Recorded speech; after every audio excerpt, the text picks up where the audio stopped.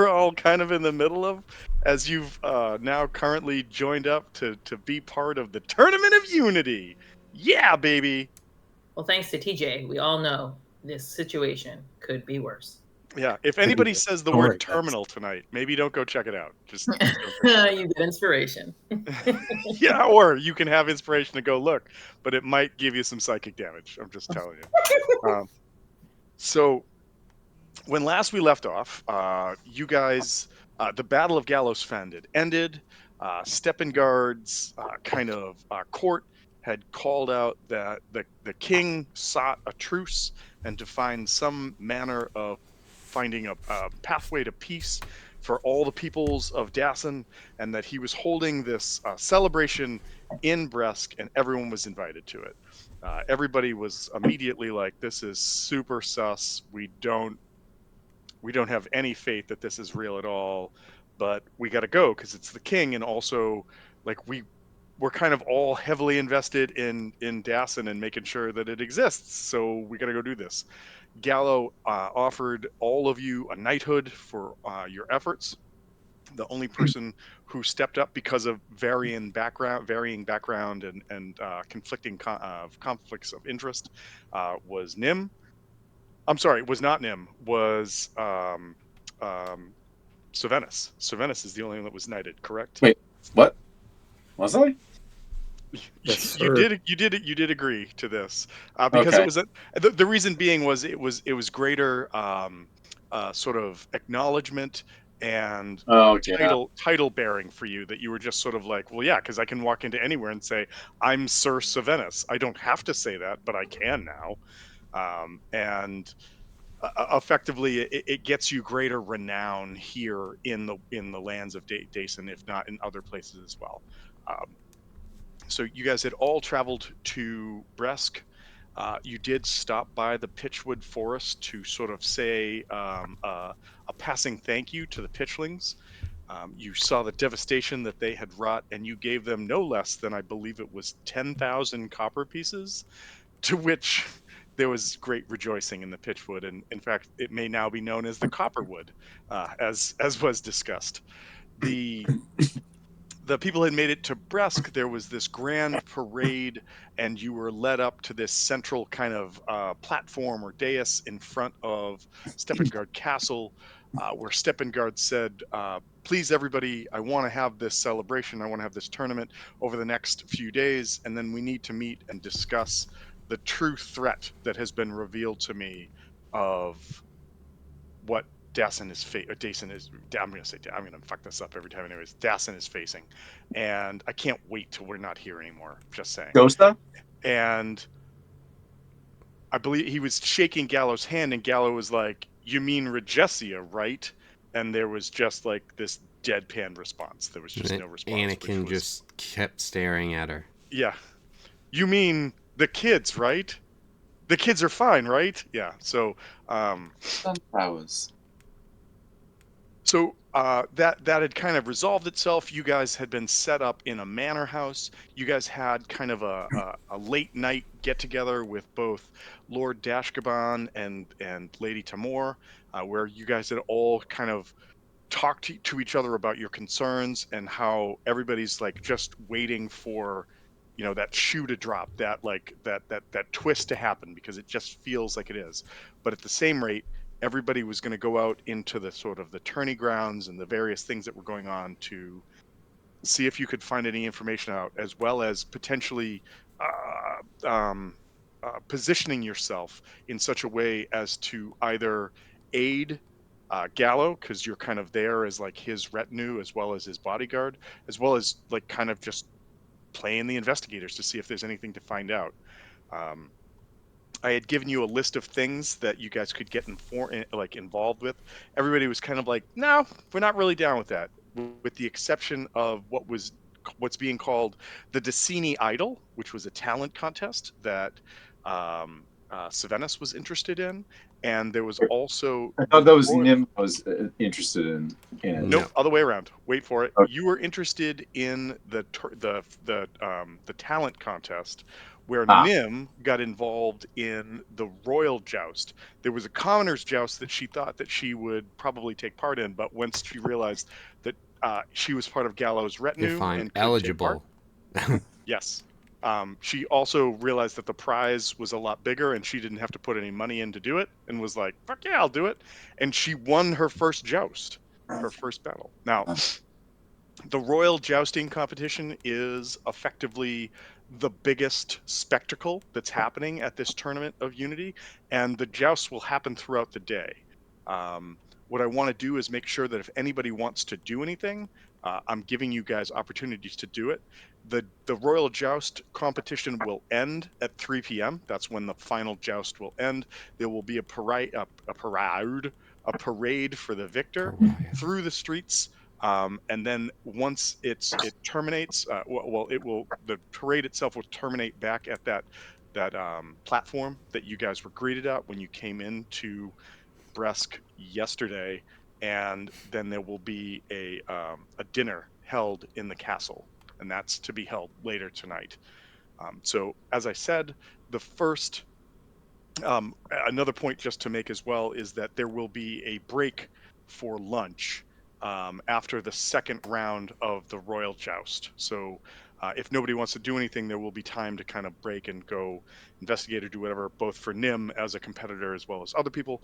But we pick up as that first round ends. Congratulations are passed around, and I think possibly for this one specifically, I'd like Nim and Obscurity to give me a perception check. Sort of like Obscurity, you said you were squiring for Nim, so maybe you're kind of like Mhm.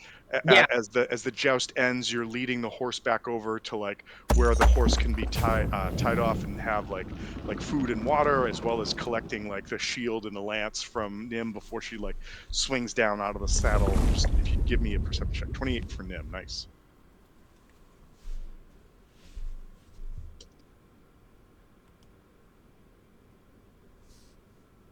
19. 19. Okay, both of you have rolled high enough that observing the royal joust are several box seats. I had said that there's like a series of benches and rows on one side, and then there's sort of like space for the nobility on the other. And each of those sections has kind of the colors marked out in front of it that marks each of the various uh, Decini like royals, right? So there'd be like Gallo's colors somewhere, and you can see Gallo is sitting up there if he's here, or parts of his retinue are there. Like there's parts from there's parts from Megadong. But what you guys notice over by where the colors for Lady Namin are that there's like this group of kind of like ladies in waiting that have like fans in front of their faces and they're fanning themselves, but they're whispering to each other, and you hear them just go, "Oh, I can't believe they won." I mean, those treacherous curs can't help but think that they're not just, violating everything that it is to be part of Dezen. Who do they think they are? Surely they'll lose in the next round.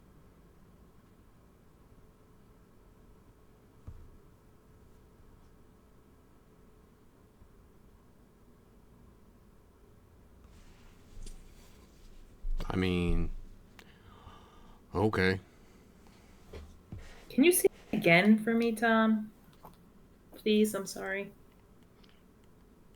So effectively, what they're saying is that they're basically calling you guys out as like treacherous curs for Dason. Dason. Just us, just Gallo, or Well, everybody who isn't as Stefan as Gold? the victors of this current contest, they're like pointing these barbs towards you. They could Okay. be pointed towards other people, and it's Specifically towards me having won You. and stuff. Okay. yes, Yeah. yes, Got it. and I think that I think what makes sense here is you guys are well aware, even though you don't interact with it, each of you have a background that would make you well aware at this point to know that courts, wherever they are rumor mills, and the rumor mills are often started for good reasons or bad reasons, but they're always running to try and get something to come up as a thing. And so the machinations behind this, like publicly calling you guys or calling you guys out as being, like treacherous or rebellious or whatever, there may be some motivation behind it, and not just like ass hattery, like someone like fuck them, they suck. Like that's a very different kind of scenario. Like that might be happening in the bleachers on the other side, but as far as from the court, this is unusual because it might be because of something. And do I know like who they are or where they're from or any association about? This is from Namin. Yes. Lady Namin, the one who's trying to become So Lady new Namin was the lady. one who was saying it? No, some of No, some but of her retinue. group. Gotcha. Yes. Okay. Well, we know Namin doesn't really care for anybody but Namin, so. Yeah, she's just a gold digger, so like whatever. I will say that you guys have had favorable interactions with her before, and she was the With her she was the specifically, or her like groups? Emissary. both, because you may remember that it was her people that had been killed by the Talon that you returned their seals to. Oh. Okay. Well, good for us. So again, Good job, me. the idea that there's subtlety to everything, and so on the surface this sounds like one thing, but could it be something else? Right. Are they playing games? I mean, most certainly they are playing games. They are most certainly playing games, but as far as the reasons and what the goal is, right, as is so often unknown. Yeah, as is so often unknown, like the machinations of an individual are known to themselves and whoever. But they're talking to each other. So some Namin people are talking to Namin people. So it's not like Namin is trying to stir the pot or anything. They're With talking to anyone themselves. else, right? Okay. Right, but if you guys heard it, who else heard it? Is there something that I can do to maybe delve into that a little bit more and get more of an idea of what I think they're trying to do here, or more of an insight on what might be happening, or no? I'm feeling like the two things that you might be able to do are either an investigation or a history check. And I Okay. know neither of those are probably like strong things for you, but I'm not doing that to be mean. I just think that that's in order to know more about like the way that a court works and what could be behind this. Those are probably the two most likely ones. And with an 11, you just feel like there's pieces being moved on the board, but well, I was gonna say pick one or the other, but you just gonna roll all of them. I'll just animal handling History. because there are a bunch of fucking animals over here. Yeah, everybody roll everything and then just pick what you want to tell me what you got for night. So that would be an interesting game. Everybody roll everything that would be at the a start long of the game. game. And then, and then that's your score for that night. Is like whatever you roll in that first roll. Every animal handling check is just that roll. It's just that roll. That would Right. that would make it rapid. What did you get? Oh shit, that's right, a 4. Yep, you fall off the horse. Okay, well, so I guess you guys rolled poorly, so I'm not revealing anything to you at all tonight. I don't know what to do from this Any point on. animals. I think that with the 15, there's a big plot point coming, but I guess not. I'm skipping over your 19 just because I was trying to give you an either or instead of both. But with a 15 though, Nim, I think that maybe like you and Obscurity are chatting about this or just whispering about it. You know that Lady Namin wants to get in good with Steppengard. She wants to be the next Mrs. Steppengard. You guys know that you are very popular right now. Like everyone that isn't Steppengard or like loyal to Steppengard right now. We're like Hansel. You guys are hot right now. You guys are very hot right now. and that maybe this is her having her staff try Yeah. to cast some shade towards that. She has somebody that's in the competition as well, and like if Too as bad for works him. in kind of well as works in kind of like medieval politics, right? Like if your person does well, that shines well on you. So like if her knight wins or more people support her knight in the jousting tournament, she looks better than you do, and therefore then Gallo does, kind of thing. Even when he loses? Well, Gallo's not gonna be. I know what you mean. No, the other guy.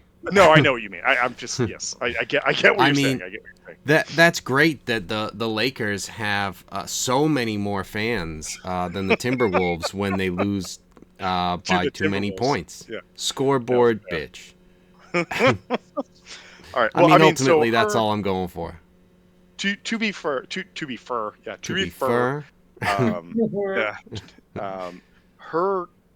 Her champion, like if you were to look at the brackets right now, you're kind of isn't gonna make it to the other side. That's we're gonna find out. Him. Well, I mean, technically, I had to do a bunch of rolling behind the screen to figure out what happens, but it's basically like you guys are on the left side of the bracket, and her champion's on the right. So there's a good so chance we won't be able to meet him until the final, if it happens, kind of thing. Yeah, he has to make it there. So to be fair, it's a she. To be fair, okay, well, progressive. But with that said, as there is kind of a break between things right now, for Obscurity, for Nim, and for Moruk, I'm going to say, think about if you want to do something, and then I'm going to cast it over to Savenis to say, Savenis, as you're kind of, instead of being part of the joust, you're wandering through like the kind of throngs of people and the markets, and like it's kind of like being at King Richard's Fair, right? Okay. Like there's just stalls so you're just and there's in businesses, line, there's people waiting for constantly. tickets. You're like, how did I need to get tickets to get more tickets to not get what I want? To finally get a fucking drink. Yeah. Again, so businesses, I get you don't want to touch cash, but this is stupid. But anyways, as you're kind of walking through that, you see. So that's how Bresk is set up. A stocky dwarf. Well, it is for this tournament, anyways. Right. This stocky dwarf. Walking around, he's got like a thick shoulder bag full of what look like scrolls that he's just calling out. He's like, do you sing? Do you dance? Do you perform at all? Can you make a fool of yourself? Nobles need entertainment, and the king's coffers are open to pay if you show off your talents. Oh, I can definitely do at least one of those. He stops and turns to you and he goes, prove it. What is it you can do? Show me right now, in front of everybody. If you can't do it here, you can't do it there. Weren't you just asking for volunteers and now you're forcing it? Interesting. No, what I'm saying it's is... fine, I understand. I will definitely perform for you. Oh God, he is a showman. Now you see what we have to deal with. Says Moruk from like, he just feels this. He's like, cringe. I know. Someone else is feeling pain. So, I don't have anything else going on. I can follow Savenis. Tom, I rolled my performance. Oh, I see it. My only hope is that's the only one of these you get tonight, and you lose later on. But you crush it so well that if you don't want to describe it, you don't have to. But just know that this dwarf starts to weep, and he pulls out one of these certificates and hands it to you, and he says, all right, there's going to be an intermission between the second and third joust when everybody breaks, before everybody breaks for I can't even, that was too good. That was just too good. That was a beautiful performance. Tip me, please, for the ability to make you cry. Well, what I'm going to do is I'm going to tell you this.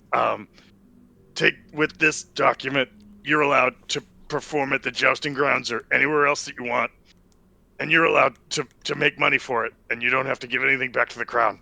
However, after at the mid mark, after lunch is done, before the third round of jousts happen, there will be a competition between performers at the royal jousting grounds, and you are invited.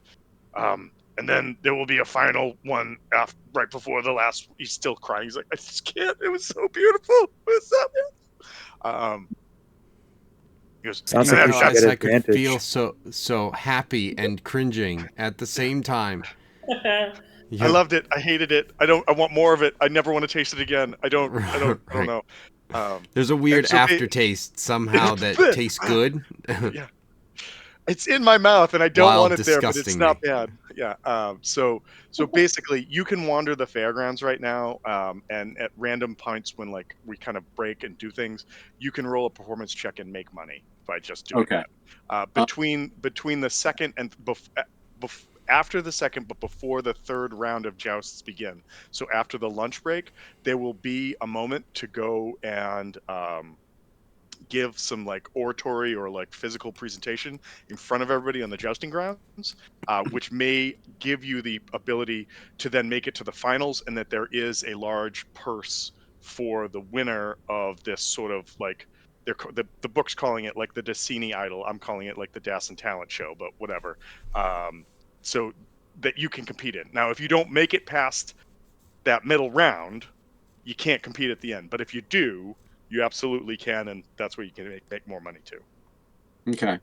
So I guess what I'll how long are the periods of time between like now and the next round of jousting, and then the intermission, and then what not, is it like a couple hours or like an hour? So what I would like to say is this is rather than make you make another check somewhere, which you can, the way that this works is that when you do a performance check, everything that you get above a DC of 10, you are paid for in gold coins. And so because of your performance being a 29 and a nat 20 right now, I'm going to say that you can double that and you get what's 19 times 2? 38? Yes. 38. So you get 38 gold for what you just did in this stall next to this guy as he hands you this scroll that says you can go on and do it. And so I think that maybe when we take breaks, if you want to say I want to try to do one of these checks, you can do it, and then that's the standard for making Okay. making cash. Well, The way it's go ahead. Yeah. The reason why I was asking about timing, like specific, like how long it would be, is I'm thinking about using like a couple of my level 2 enhance abilities here and there to, increase it. And if it's something where if you say, oh yeah, each of these times takes like a couple hours, I'm like, all right, then I won't do it for those. I'll only leave them for the big performances then. So I think you should probably make sure you keep 2 in store for that sort of like halftime performance and Yep. potential end of day performance. Any other Okay. ones you want to burn, sure. But I will also say, depending upon what today could or could not hold, keep in mind that it's a day, right? And we're just sort of at the Yep. start of it. So before you're just like, I used all my shit, and then later you're like, I don't have any shit. Just think about that. So I am. That's why I'm only using second levels. So also the dwarf that spoke to you, his name is Blur Himage. Blur Homage. It's Bleur, Blur Himage, Himage. Could be High Mage, but I'm going to say Himage. I'm just gonna So- call him Fromage. Yo, Cheese Dwarf, how you doing? Your performance was so good, I'll accept it. Okay. So yeah, so you've got a writ of performance that you can wander around and performance stuff. I know, Moruk, you had said you were following him. Last week we had said that you were hanging out to watch the joust. Is there something you want to be? He should be stealing all the purses. People who like, stop and listen. That is a good idea, but I'm just watching. That's Or a good gather- idea, but a bad character to do it with. He's just opening shadow portals and shoving peasants into the shadow realm. Good luck. Boo! You look like you could use in a new adventure. Exactly. Ah!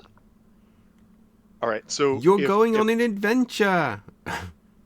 if there's nothing else that wants to be done in the moment, I think we're going to cut back over to the Royal Jousting Grounds. Moruk, are you heading back over there, or are you going to stick with Savennis, or what do you think you're going to do? I'll stick with Savannah's. Okay, cool. Hey. All right. I think I described this last week, but it bears just a reminder that any damage sustained during a joust, there are healing Heal. spellcasters there to take care of you. So no one's going to die during the joust. Even if you drop to 0, you will be immediately stabilized and then brought back to health. So there's At the start of the day, I would have given everyone 14 temporary hit points. okay. I mean, that's pretty dope. Because he From talks the- to us good. Yeah. I said words that were wise. No, inspiring. Oh, inspirizing. Okay, cool. So everybody, remember you have 14 hit points, or forget that if you want to. I love it. Forget it. But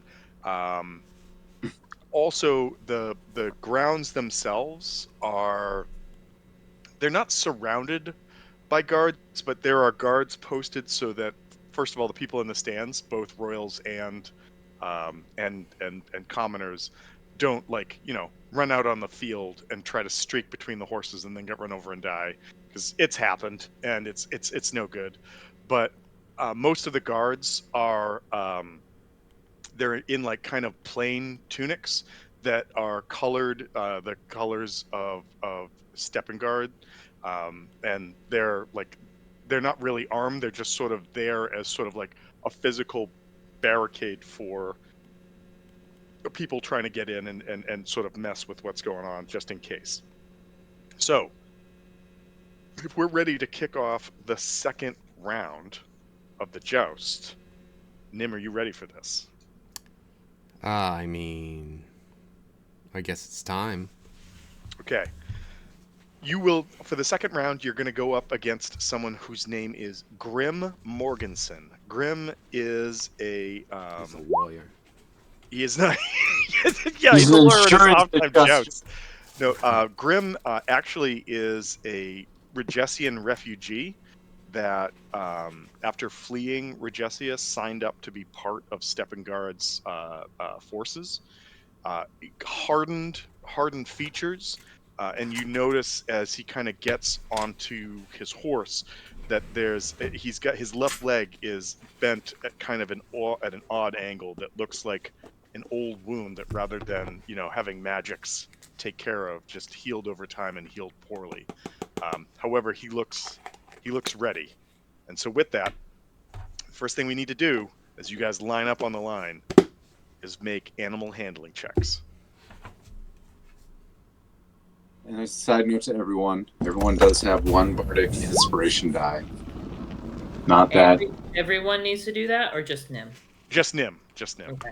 All right. Everyone help me with my horse. Well, it looks like they did. Compared to last week, you couldn't make one of these to save yourself, and this is crushing That is very incorrect. I'm going to stick with it because it sounds good. But anyways. Okay, but I need to get a 10, and I have a plus 9. So, you have advantage on your attack roll. I will tell you that that Grim also made his check. And so... But how? So now you guys have done that, we need to roll attacks to see if you hit each other, and then if you hit, you make athletics checks to see if you knock each other out or off the saddle. You horse? And if you made your riding check, you roll with advantage. Shit. And so with advantage, Grim gets a 23. So I rolled an 8 and then a 17. So 23 will hit you. A 19 will hit Grim. Good. And so now you both need to make Athletics. You need to make contested athletics checks to stay on the horse. Okay, I'm pretty good. I've got a 22. Woo! Shit! All right. We did a flip and landed back on the horse and was just like, whatever. Well, that would be acrobatics. This was more of... I got hit, and then he hit so hard, but I just didn't budge that he got pushed back. Yeah. All right, and then just because this could be a factor, roll damage just to make sure that we're tracking that as well. Like lancing a brick wall. I don't like this anymore. this game I sucks. hit her, right? I'm not supposed to get hurt when I'm doing the hitting. This with a weapon. What the fuck is going on? Okay, so he takes 9, and then you take 12 points of damage. He rolled a 10 plus 2, so you take that damage.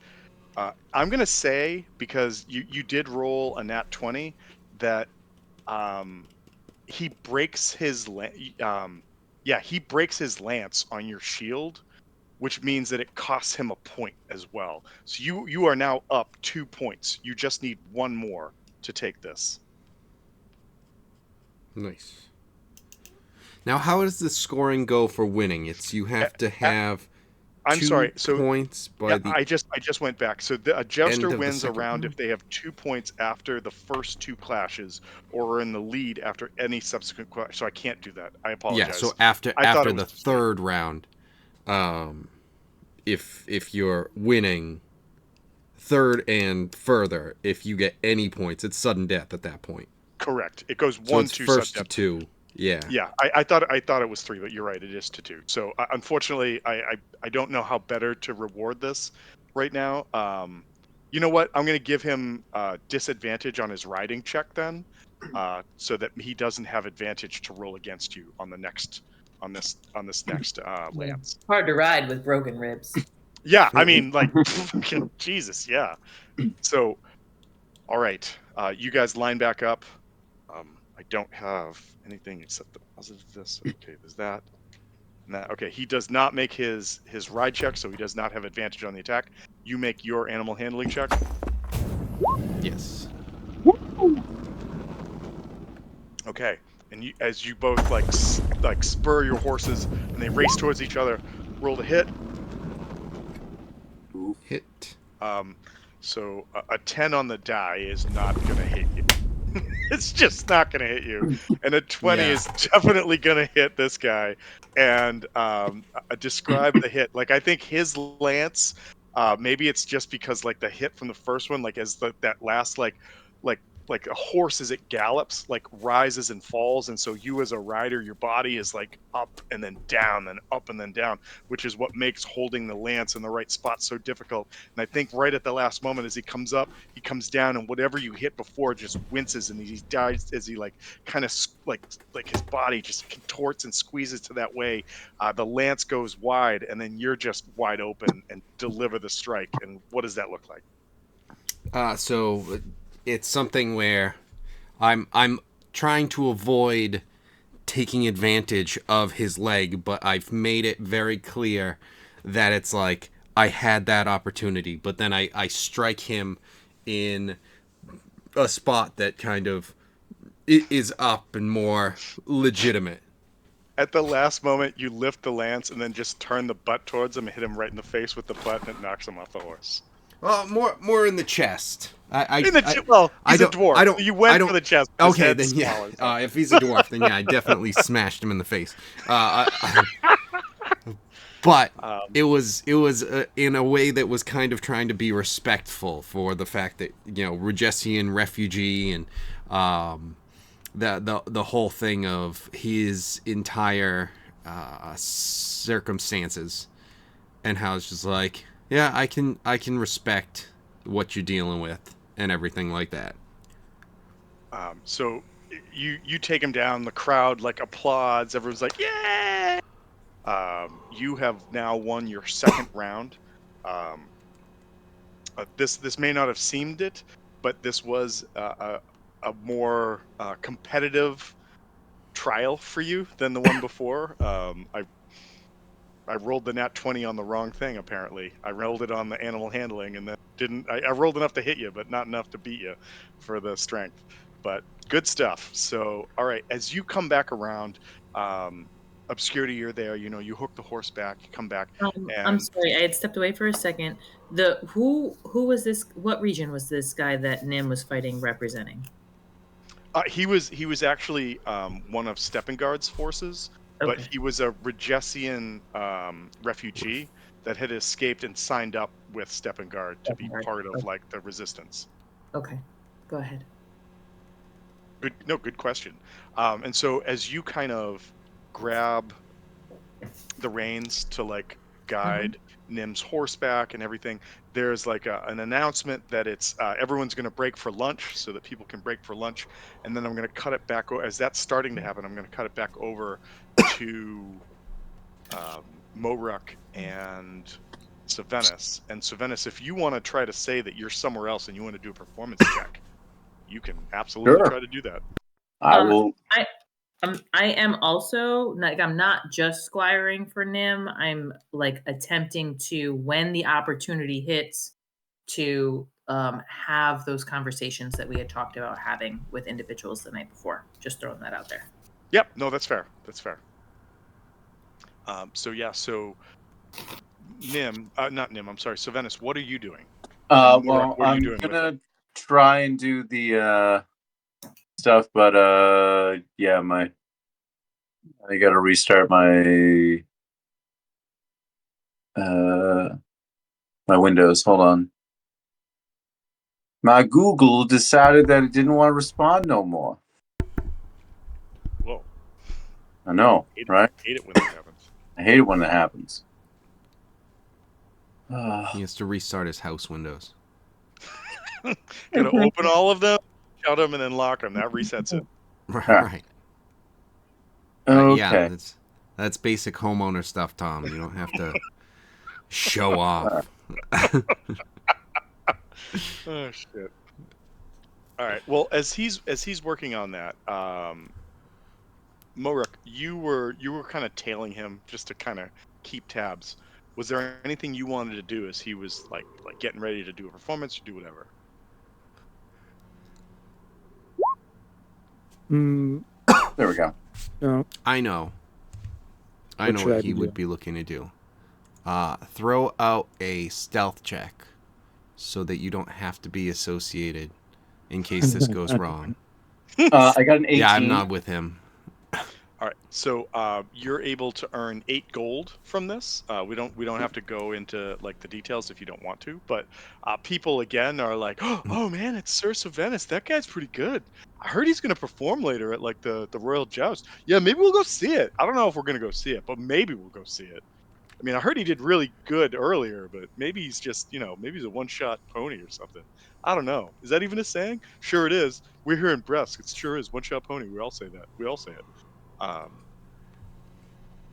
think, Moruk, as you're kind of trying to shift into the shadows to not necessarily be part of this, you feel...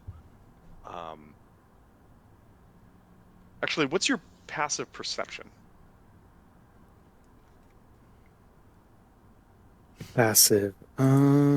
It is 13. 13. With the 13, I think maybe as you're kind of like just sidestepping people that are, not looking at you, but looking towards whatever the spectacle is that Savenis is creating.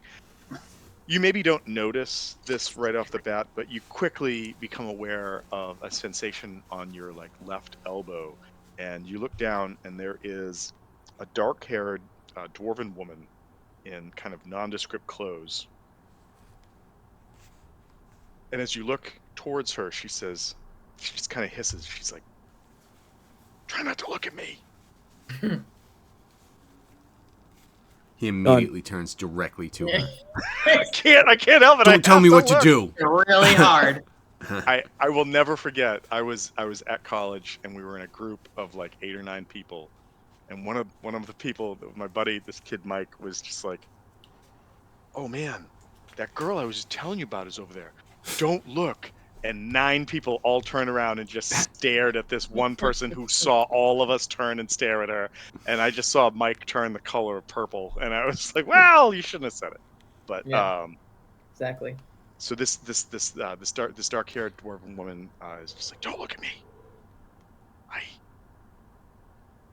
If any of the king's guards see me, it's gonna ruin this.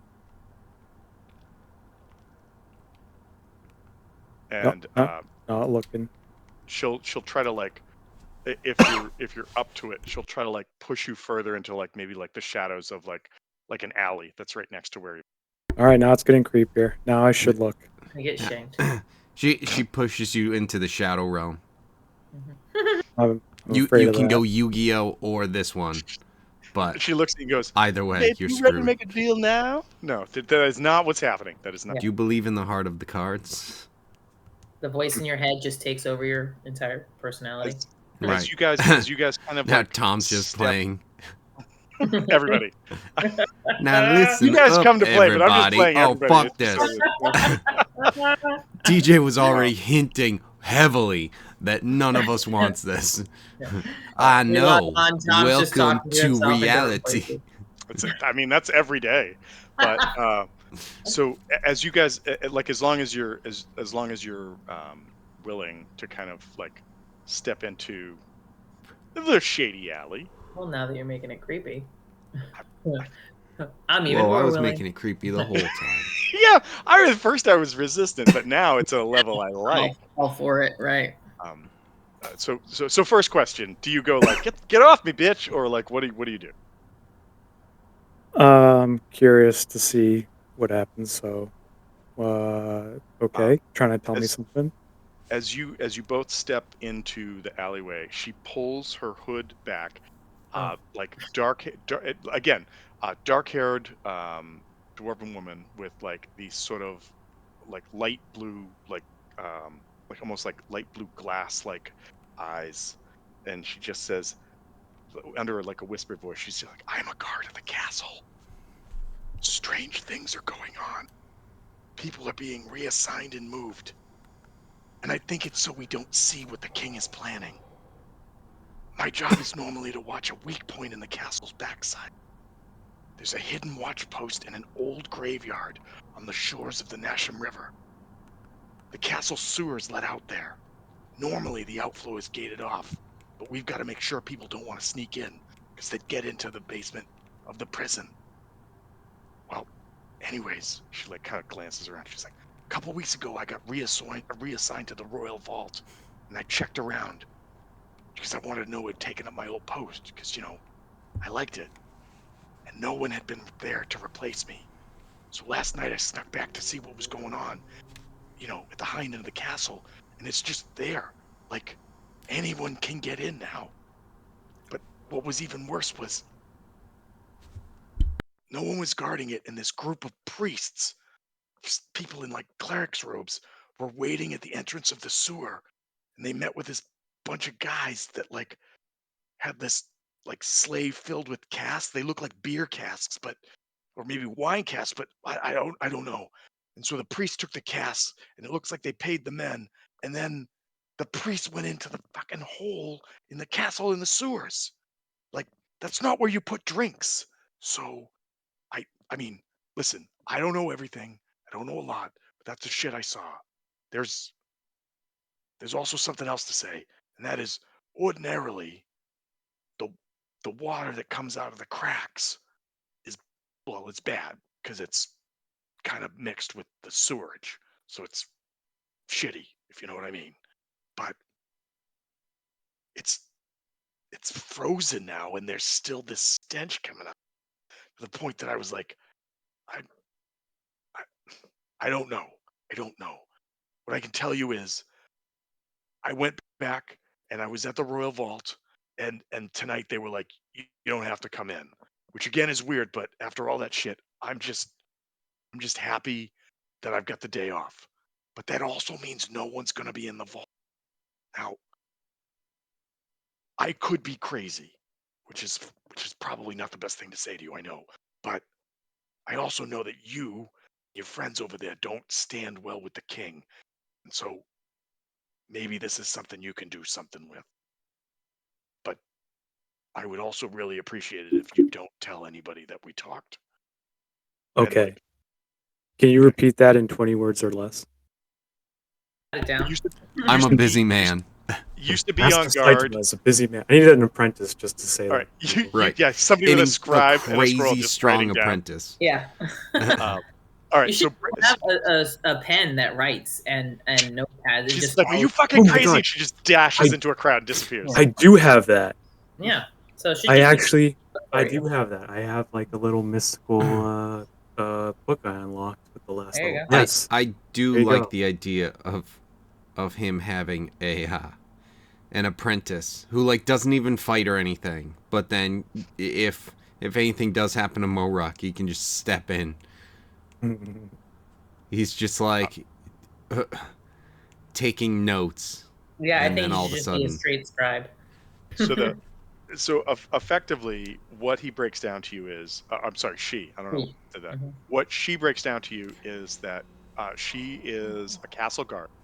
Normally, her guard post is like on the backside of the castle, down where it connects, or it's very close to the Nasham River, and there is basically like a crack in the stones that is runoff for a waterway that comes out and flows into the Nasham River. And that runoff is treated as basically a place for like sewage from the prison to drop into, but it's a way to potentially get into the castle unseen and unobserved. A couple days ago, she got told, "You're getting reassigned," and she got reassigned to the repository where the Book of Eight is contained. And so she's in there and she's like, "This is a much better, like cushier job."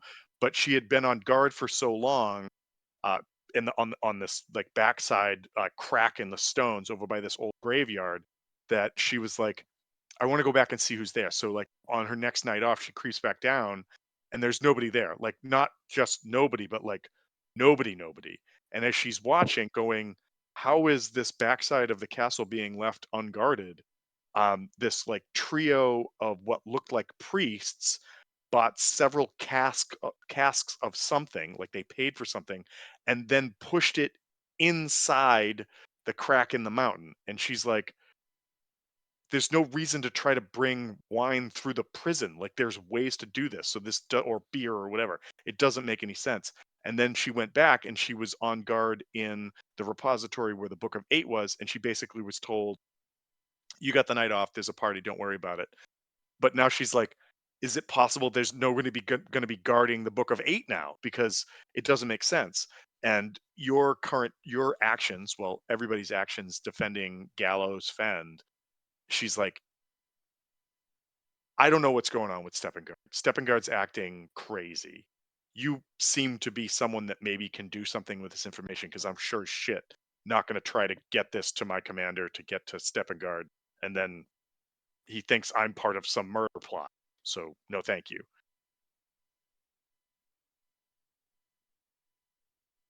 God. Changed our timeline.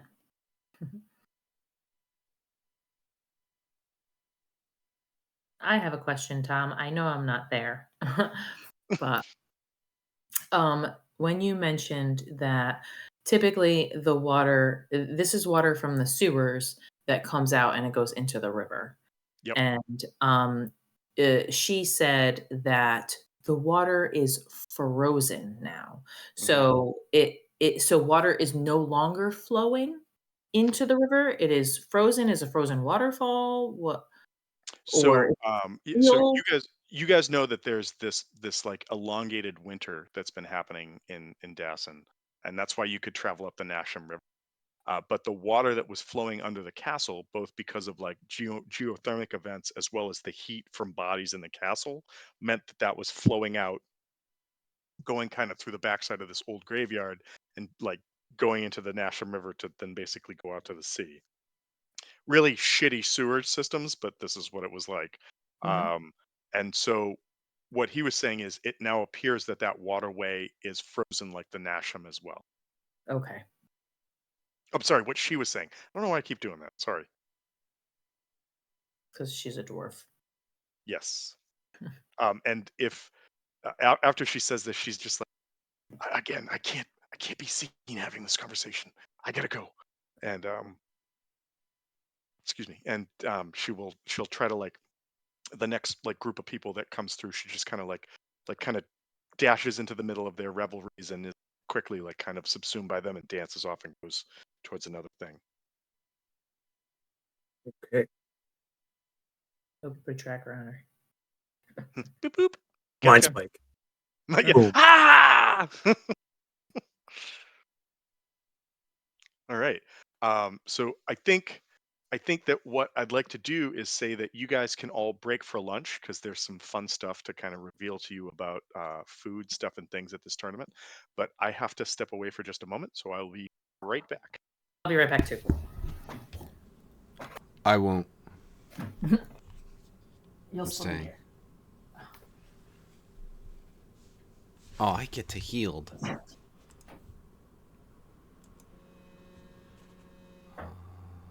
9. Heal.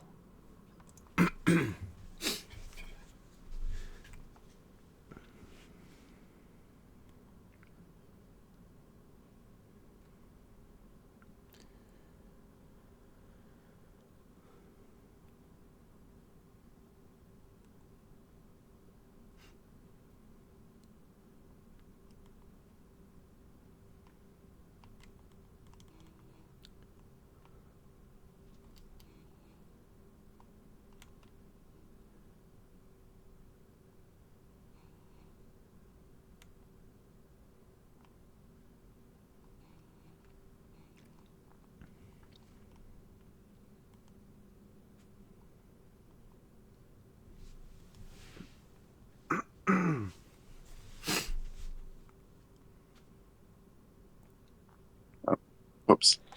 I was on mute. Nice. To follow up on an earlier conversation point, Kevin, the whole thing with my cousin starting a YouTube channel this week, I was like watching the first few minutes of the video. I'm like, okay, obviously first time either one has been doing YouTube, and obviously first time they're using their microphones. So Yep. I was like thinking about, oh yeah, we should be doing this and not, sitting around talking about doing it, just doing it. Right. So yeah. Let's figure out who's participating in the D&D trivia. D&D trivia. Yeah, it's not fun though. Oh. It's like it's hard. These are too obscure. What are you talking about? Who would know this? Do you want me to get questions and see how good Tom does?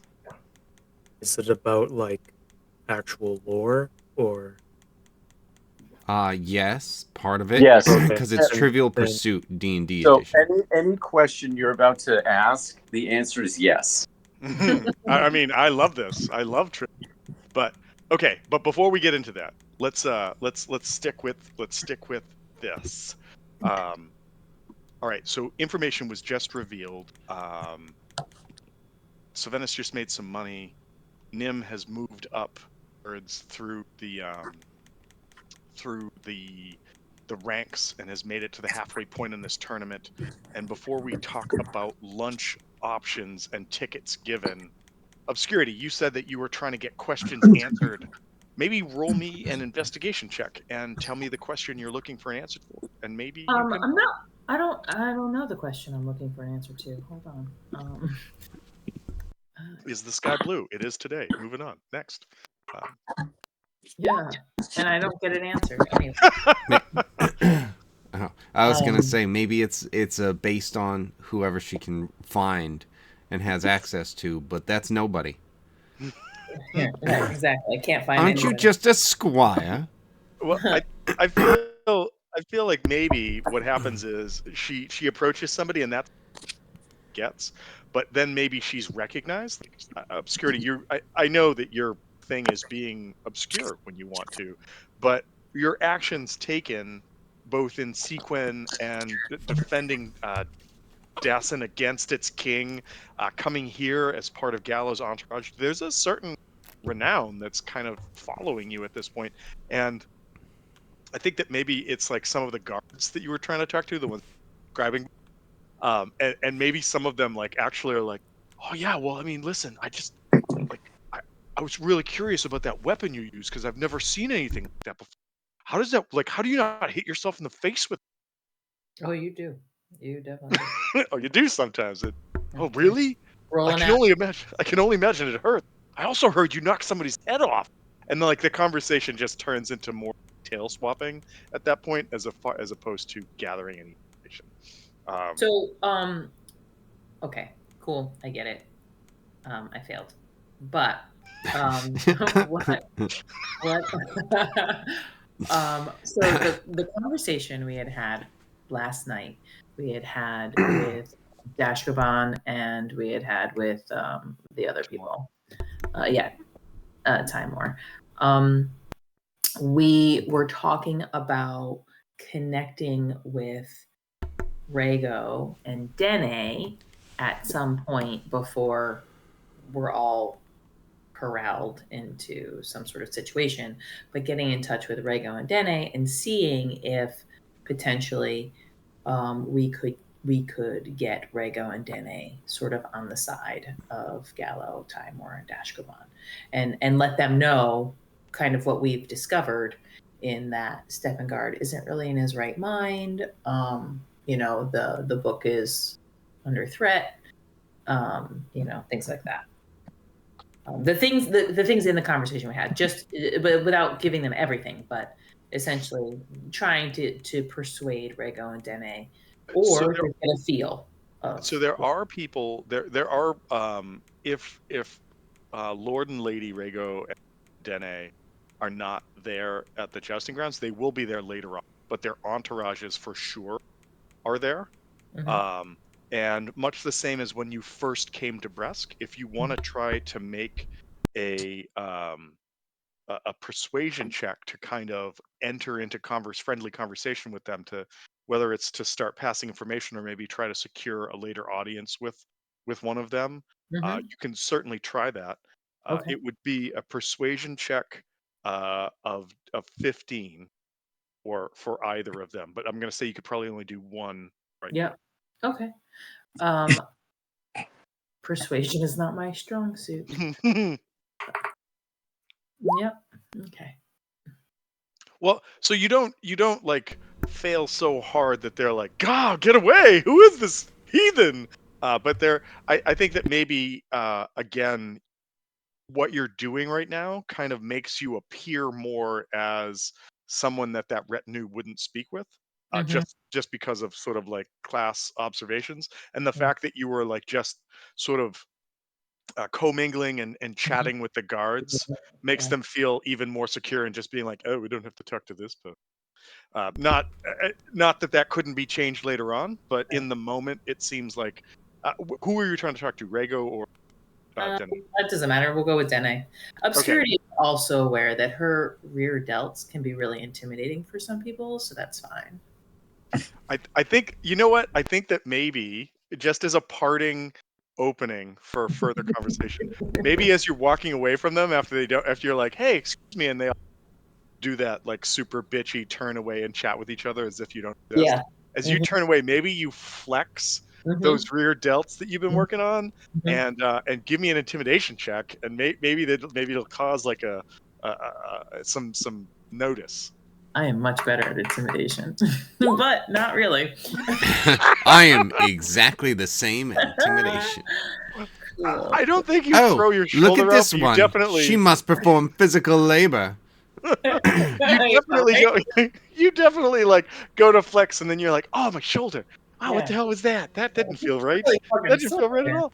Yeah. It Damn. was like I was lifting I was doing legs the other night, and as I was like I was lifting, and all of a sudden like one of my knees was like, nope, and I was like, oh shit, that's not cool. I don't like that at all. Like I'm not going down, but also I'm gonna stop right now 100%. So Yeah. Yeah. but yeah, Dude, so I've been slouching on my stretching routine.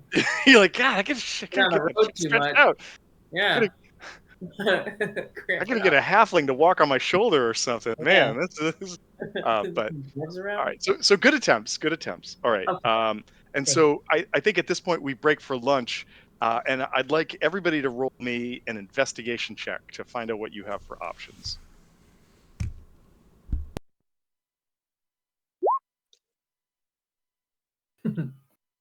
Obscurity's like, sounds like Obscurity has stale bread and water. I got no options. I am following Nim.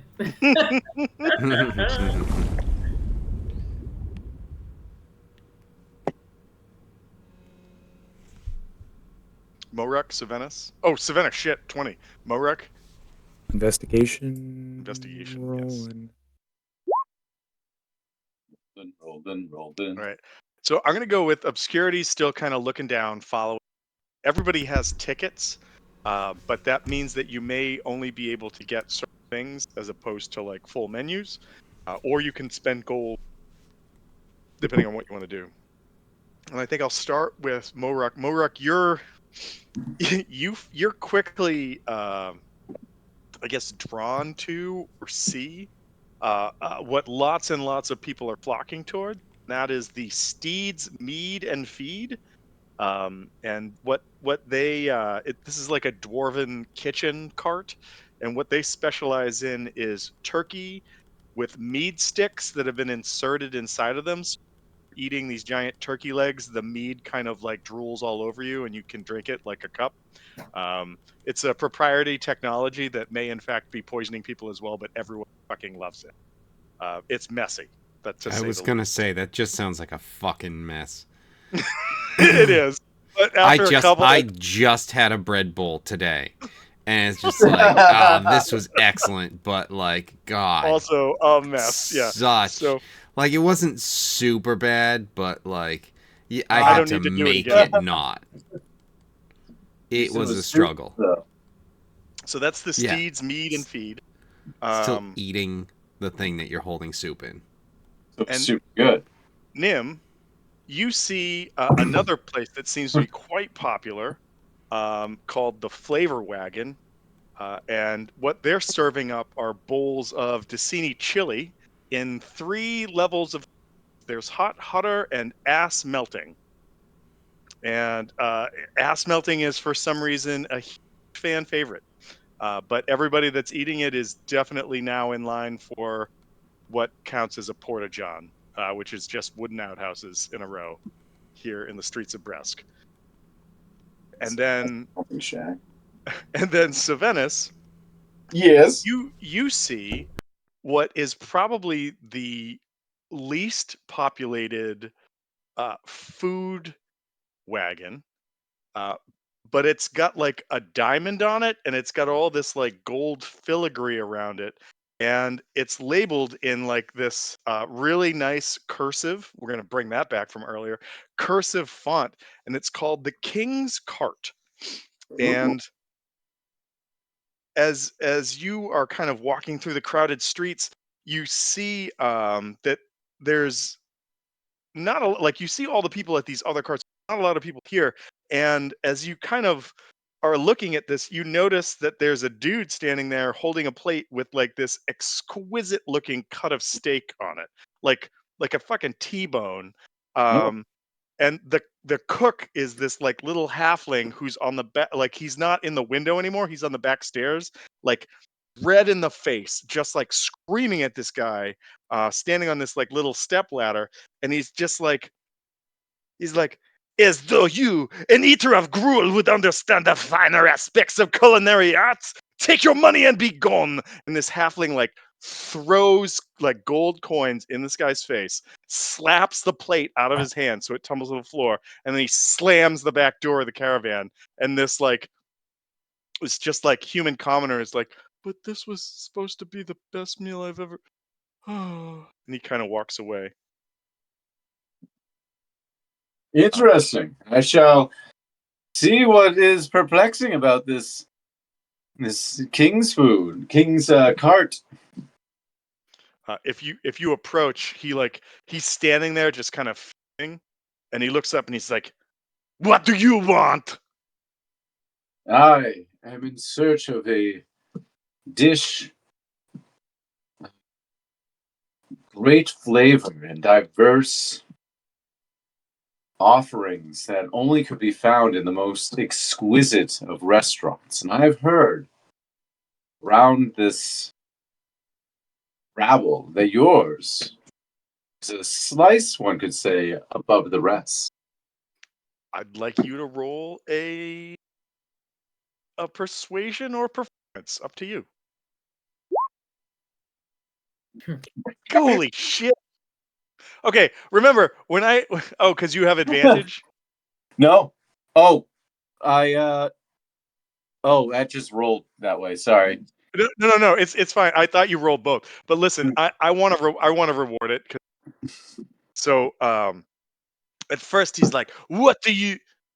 Oh, it sounds like you might have heard correctly that I could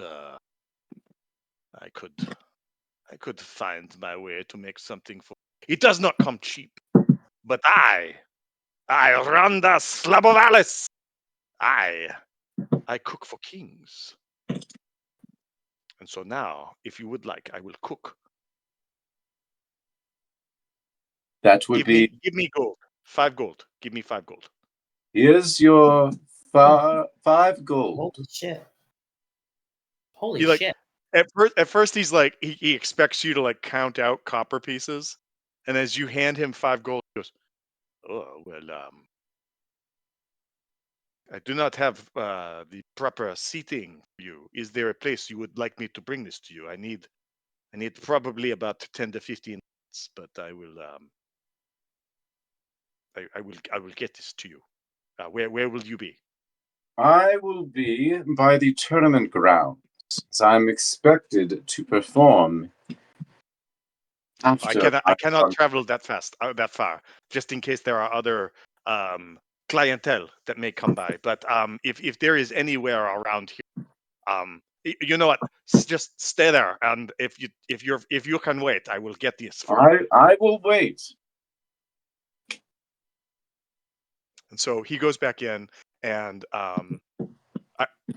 interestingly enough, the cart itself starts to move, like not like roll away, but like it's like like when you start the engine to a car, Yeah, a it's car starts rumbling. to vibrate a little bit. What you mean is like almost like shaking. Yeah, and so you hear some sort of mechanism inside, like kind of like almost like it's wheezing, and you can make a perception check if you want. Oh,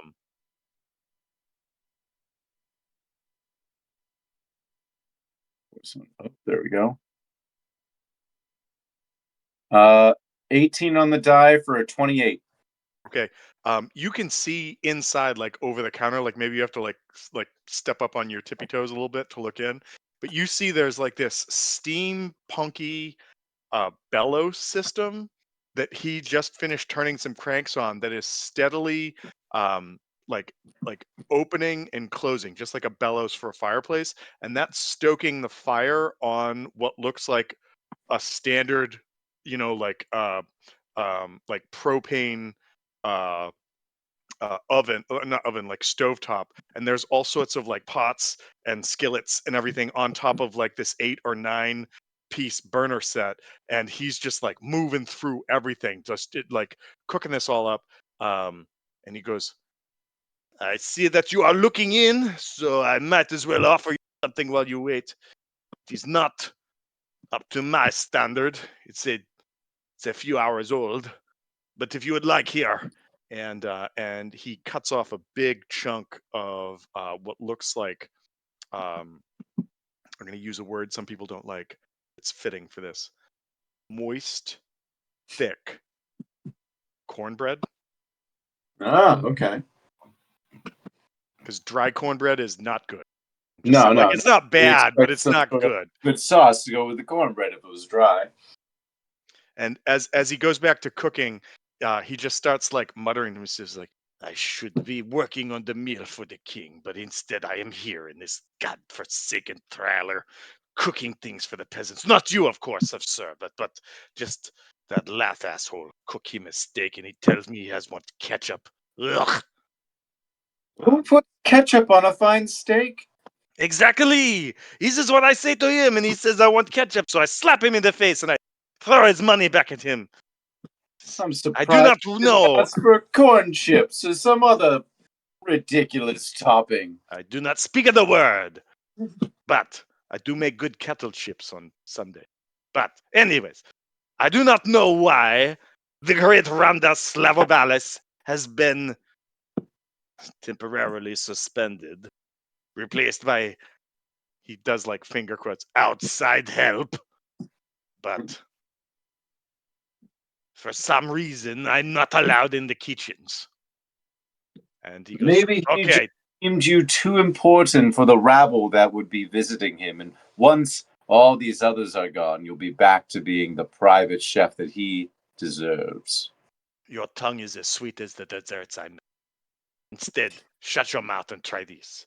And he brings you this and it looks like it's got beans and vegetables and some meat and these like weird shapes that are kind of like inside of it. He goes, go on, try this. Give it a shot. I promise you it is one of the best things you've ever had. Do you have hot chocolate? You're not here. You're at the different stall.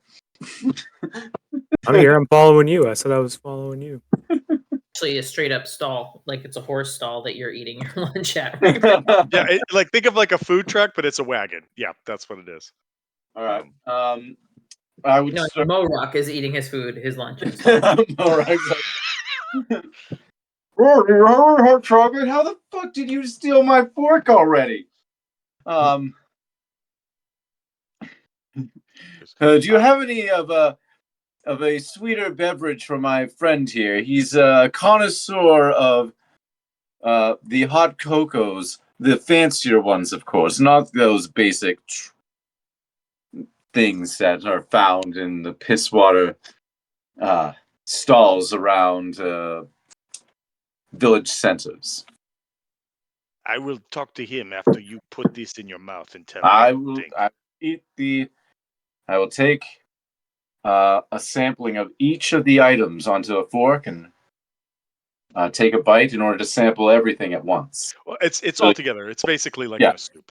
And what you put in your mouth is probably the most delicious black bean tortilla soup you've ever had in your life. If you've ever not had that before, I highly recommend going and having it sometime. It is the best. And as you're having this, Randus turns towards Mo-Rock and he says, now you have come asking for something that would be sweeter. I'm happy to try to do this, provided you're not, serving the pig king that won't let me serve him. Also, it will cost you. Is it a type of chocolate milk? Or, hot chocolate? I do not carry milk. It will go bad. But what I could try and do is make you something chocolatey. For sure. Okay. How much do you have? How much is it? That is not the question Ramdas asked. Ramdas asked, how much do you have? That's crazy. Enough. Yeah, it's fucking crazy. He points his little halfling finger down on the counter. Be like, I have one copper. I have 1 gold. I think it's if you put down a silver for a beverage, I think it would do well. Mm-hmm. The fact that Sylvan has paid like I'm pretty sure you just paid 5 gold for 2 weeks soup. worth of stays and meals included for his 1 meal. So, however, it is hands down the best soup you've ever had in your life. It better be. And I think of it as I already got 8 gold out of this past hour, so I'm using 5. Oh, I was going to say, hold on. You had 38 and then another 8. So yeah, I know. I'm using the last hour. I'm not using up the first hour's winnings. This is the second hour. Randus is like, if you put the right price down, I will make something that you've never had before in your life. If you do not, I've had hot chocolate and tell you that you are part of the king's pig dogs. I feel like I have to go complete track here because I'm looking at my money right now, and I have to ask my maybe mom for Savannah's mom. Because I only have the gold I started with. Okay. And then I think the only thing that we've been paid in is a check that hasn't been cashed yet. No, I haven't I been think paying you guys attention. have got more than that. I think you guys have more than that. Yeah. So I'm pretty sure Nims kept track of most of the other money. yeah, everyone. I'm gonna give everyone. We can have 10 platinum each. So I'm gonna take off 30 platinum. Each of you put 10 on. Okay. And then that should at least kind of Put cover 10 so you guys platinum have. on our stuff. Yeah, put it in your inventory. Okay. So 10 platinum is 100 gold. If you want to just say that you have it that way. Yeah, I mean, I'm just doing it off of what I have, but yeah. So I mean, no. I'm sorry. At that point, I was like, anyone can exchange whatever and however they need. So yeah. Tickets for all right, tickets. cool, yeah. So yeah, everyone has 100 gold. That's good. That's you know. Yeah. I'll put down 2 gold. He goes. He eyes you and eyes it. All right. However, I will tell you this: you clearly do not have the taste of the peasant. But should you put down 1 more gold, I will give you options for this drink. I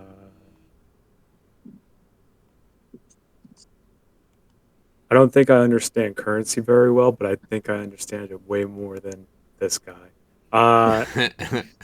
I'll fall for your trick today. I'm curious. I'll spend another gold. So Randus goes, all right, and he is quicker than you can kind of perceive. Like he just sweeps up the gold and puts his point. He's like, all right, give me a minute and I will make the thing that you have asked me to make. To the kitchen! And he just turns around because he's in the kitchen, but he says this. And so again, he pushes a bunch of dials and whatnot, and the bellows start to go, and he's working all his stuff, and then he pulls out a glass, but it's a glass you can see through, but appears to be metallic, like it's like see-through aluminum. That's the best way I can describe it. And he's taken. Do you watch, or do you just sit back and you won't be surprised? I'm watching. Okay, and so he's got 4 pots he starts working on, like 3 skillets, like it's 4 pots, but they could be skillets, however you want to describe it in your mind. And one of them, he crumbles up these dark blocks that clearly look like something like chocolate that either he's crumbled or chopped, that he's put into one pot. And then another pot, he's pouring some kind of liquid that seems like milk, but he said he doesn't have milk, that he's kind of stirring to keep it from boiling, but also to keep it from settling. And then in 2 other pots, he's put some ice cubes and a liquid that's not on a stovetop, but he's just got a liquid in the ice cubes. And then in the third, he's got this other thing that's it's like a powder that he just he reaches in and pulls out of his little satchel and he throws. And so he takes the chocolate as it starts to liquefy, and he pours it into the cup. And then he takes this this creamy liquid and he pours it into the cup. And then he goes, I told you you will have options. Do you prefer to stay aware, or do you just want to enjoy the rest of the day? Whoa. Whoa. I'm going to enjoy the day. Very well, then I will give you both of these. And he pours, and the batch that was the powder that he put in, as he pours it in, it's like this material that kind of somehow congeals on the top of what's in this cup, but it congeals into a pattern that looks like a bunch of the tiny marshmallows Balin put in your hot chocolate. And then he takes the one that he had been put on ice, and he puts a strainer over the top of it, and he drizzles it all over the top so that it touches all of the marshmallows and brings the level up in this vessel, this cup that this glass, this like see-through aluminum glass that he's given to you. And he says, I do believe that this will be the best hot chocolate that you will ever had. All right. But you know what? I need to find one of those refillable glasses. He takes the gold out that he had taken before, and he puts it on the counter, and he says, Randas puts his money where his mouth is, unlike this slovenly king that won't let him cook for him. So I want you to try it, and if it is not up to standard, then you have your money back. I may tell you to piss off, but I do believe that you will enjoy this. All right. I feel like if I was a trickster, and I wish I could do this, but I don't even remember how. I know I have like all up to level 3 spells, but I don't think that there's like a level 3 spell to be like, let's see, what's Frain Dead? You touch a willing creature and put them into a catalytic yes. I just like put that on myself as I sip, and it looks like I die, and then it just ruins this guy's rep. Oh no! I feel like if you did that, his response would be like, "It was too good for him. It sent him to a better place." All right, well, good. He went to the afterlife. Fair. I did not know this took you to a better place, but now I will call it the better place when I say it. If I picked Arcane Trickster or something, no, I'll partake and see how this goes. All right, so a couple things. One is I've had hot chocolate in my life, and hot chocolate's a great beverage, and sometimes it's good, sometimes it's okay, sometimes it's whatever. But a number of years ago, I was out in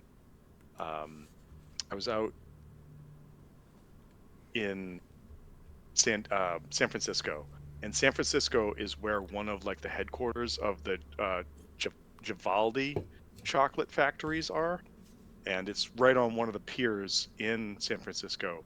And they basically take those like chocolate balls that they make and boil them down and then put them in a cup and say, here's a hot chocolate.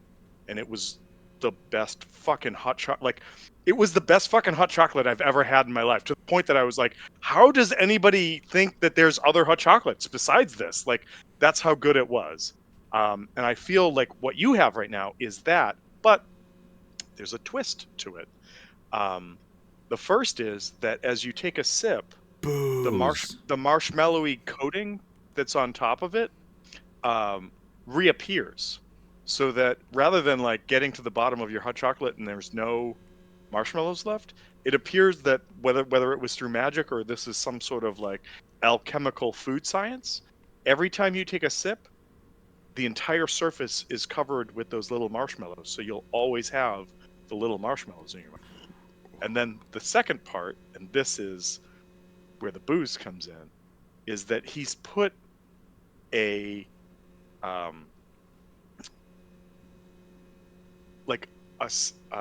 do you like what's your go-to when it comes to like mint, spearmint, or I'm trying to think of another one, like a kind of like a sharp peppermint, like a peppermint, like something like a mint flavor. Like, what's your go-to when it comes to that? I'd go light on it. I don't think light mint. Yeah, no, it doesn't have to be strong. I just mean, like, is there a specific like mint flavor that you go to? Like this wintergreen is a thing. That sounds magical.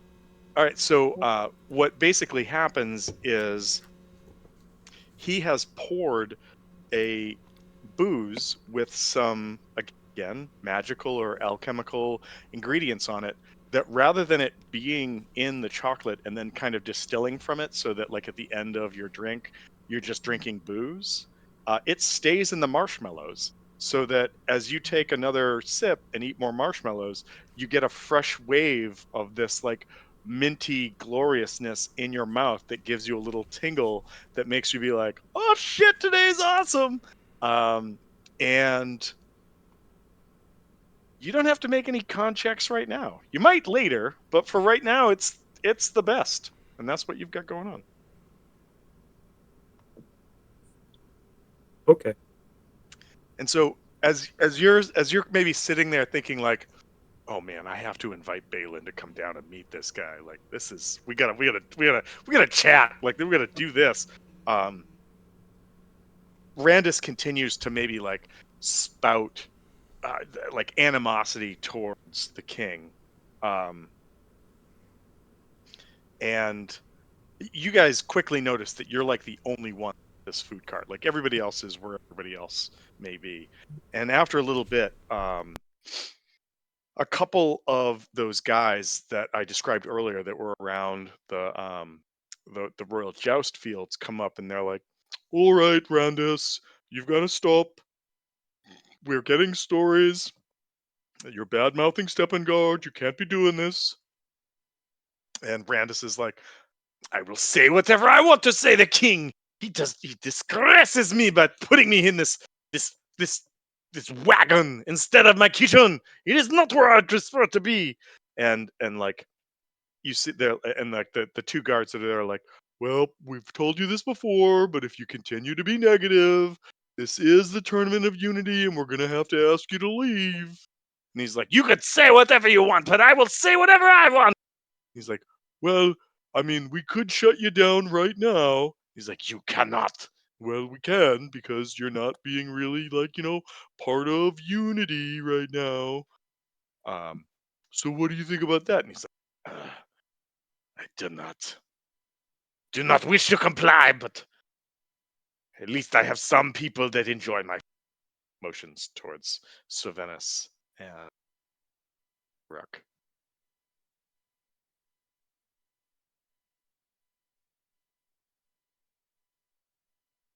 This food is wonderful.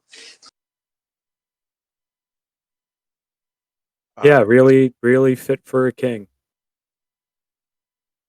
And as this is happening, what did Obscurity and Nim choose a different food vendor to go to, or what are you guys doing?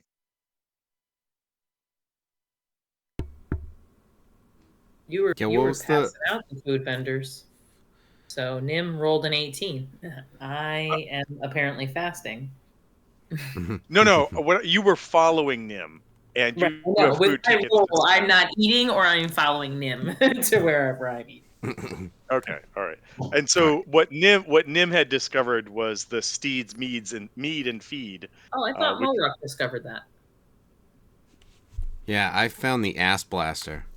That's right. You found the flavor wagon. That's right. You found the flavor wagon. So, did you guys choose one of those? Did you decide to come over towards?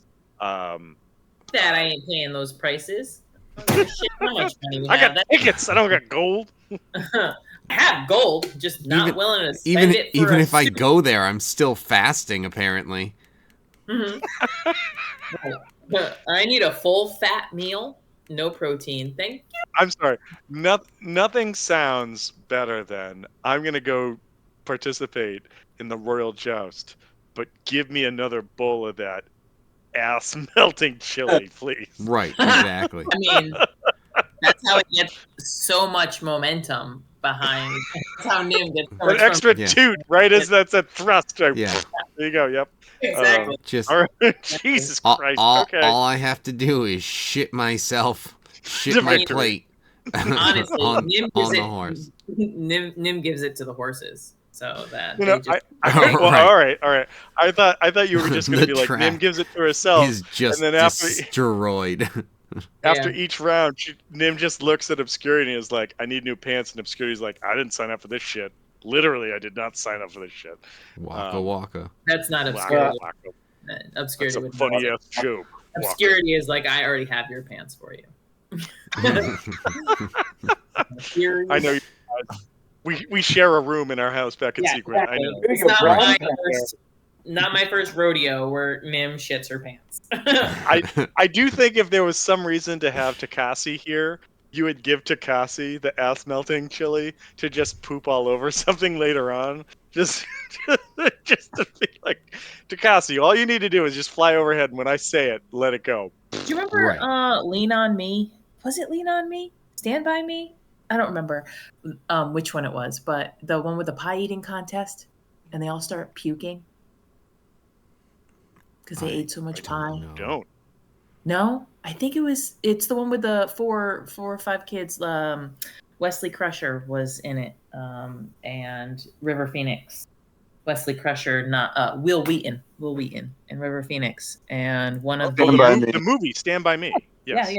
Was it Stand By Me? Okay. You don't remember that there was a scene, a pie eating contest scene. I don't remember if it was a dream or not, but like there's just like one super fat dude, and he's like gorging himself on these blueberry pies, and everybody's like gorging themselves, but he's doing a good job. He's winning.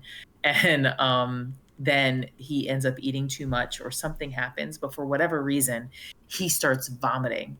And then it causes everybody else to start vomiting. And then everybody on the stage for the pie eating contest starts puking. And then everybody in the audience starts puking.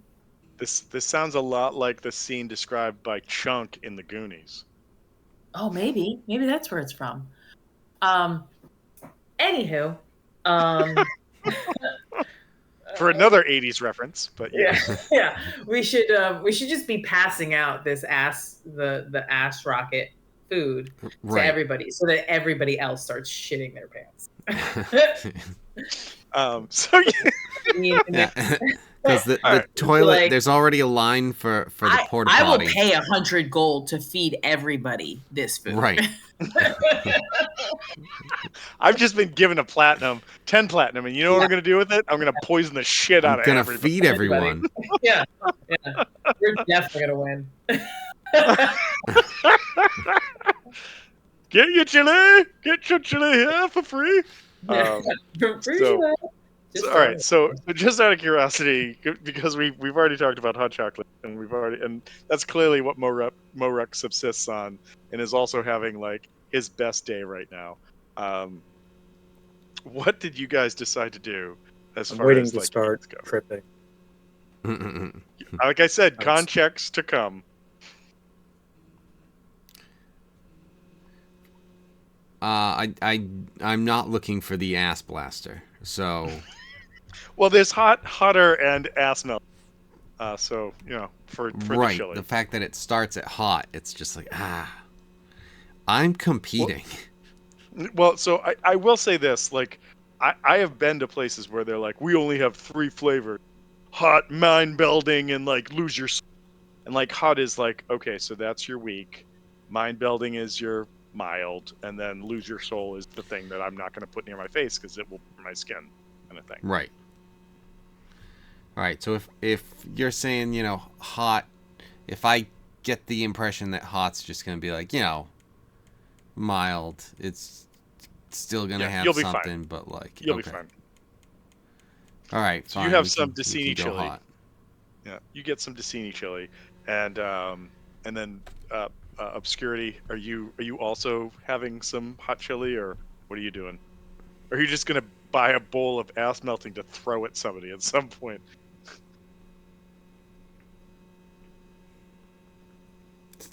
She throws it at their ass, and then she wonders why it's not melting it. It was on the label. Come on. I'm going after them for false advertisement so hard. I'm not gonna lie. Like I think that if I was in a place and they had turkey mead drumsticks, I would try one. I would probably hate it, as discussed with like the kind of grossness or messiness of it. But I would try it. I definitely would try that.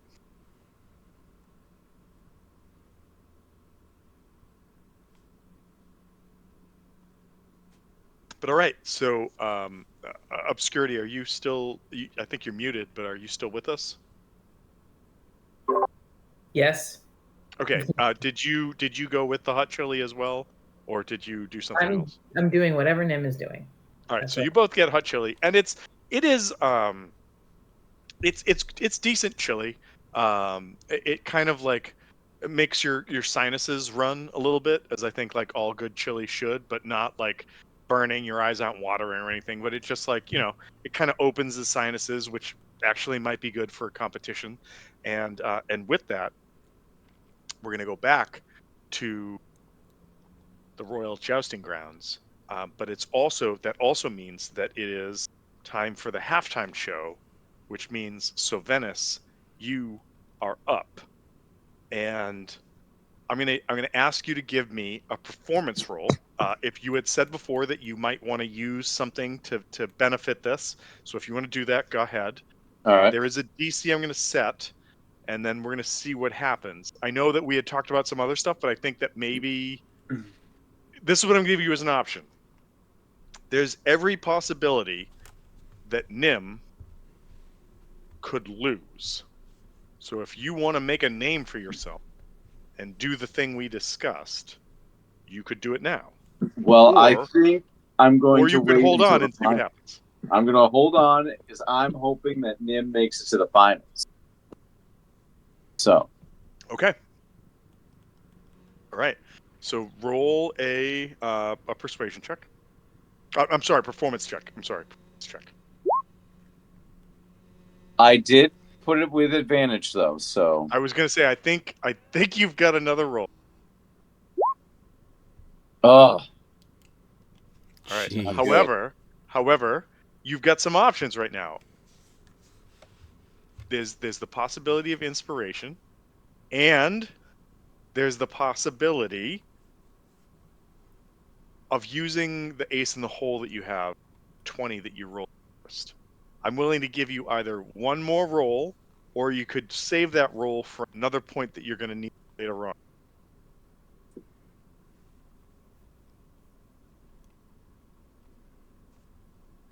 Wait, what? What would you like to do? No, hold on. So you're saying save? I either have. So currently you used your advantage. You used your advantage. You've rolled twice. Yep. I'm willing to give you one more roll that you can either use now for this, or you can save it for later. But if you don't pass the check right now, using your inspiration or other things that you might be able to boost this with, I have no inspiration, so nobody's inspiring you. So maybe you got to burn it right now. You want to burn it? You can roll one more time. 15. 15 is what you needed. Ooh. That was exactly what you needed. So, good job. But also, I don't know if you're going to stand up to the finals to win the final prize. But you see there's like a juggling act that goes pretty well. There's another guy that's like eating fire, but then all of a sudden like burns his tongue and everyone's like, boo! You see that there's a couple of like the royals actually that stand up. Gallo himself like gets up and does like a tight two, like tells jokes for a couple minutes, and the crowd really likes it. And you also notice that there is Steppengard. Who thought that guy would murder all of us? And the crowd's like, wait. But also, and there's also I gotta switch back. There's also a person that you guys might notice as having recently just been maybe murdered by him. But Steppengard's mage ascendant is also getting up and giving like an oration about the history of Dassen and like the 8 kingdoms, and that people are like, oh yeah, that's really interesting. That's right. That's really cool. Neat. Interesting. And like he makes it through as well. But you eke by with whatever it is that you present, and you are now eligible to take part in the final. Now, whether or not Nim is going to make it to the final, that's to be determined. All right, so are we ready to do another joust? Let's go. Let's go. All right, so first thing that happens, animal handling. This round, you are riding against Jareth Buchaven. Yep, Buchaven. Buchaven. Buchaven, a soldier from Steppengard. He makes his animal handling. Nim, you make yours too.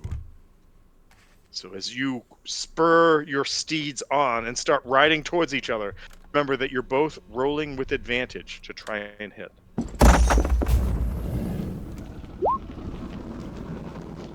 Nim, does a 23 hit you?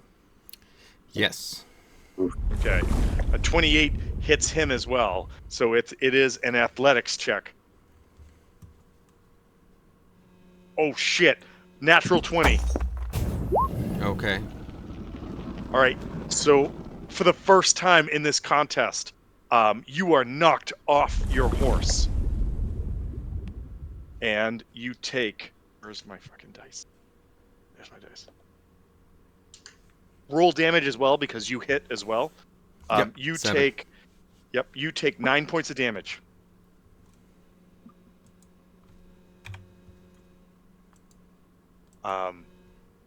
You're not knocked unconscious. You guys are okay. You're okay.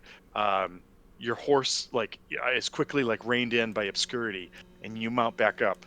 Holy shit! I rolled a nat 20 for athletics. I was like, you're just gonna fucking bowl through this again. But okay, so they're up by 1. So you guys line up again. You roll for animal handling as you line up again. All right, this guy makes it. You make it. Yes. You make it. Okay. You both have advantage on this.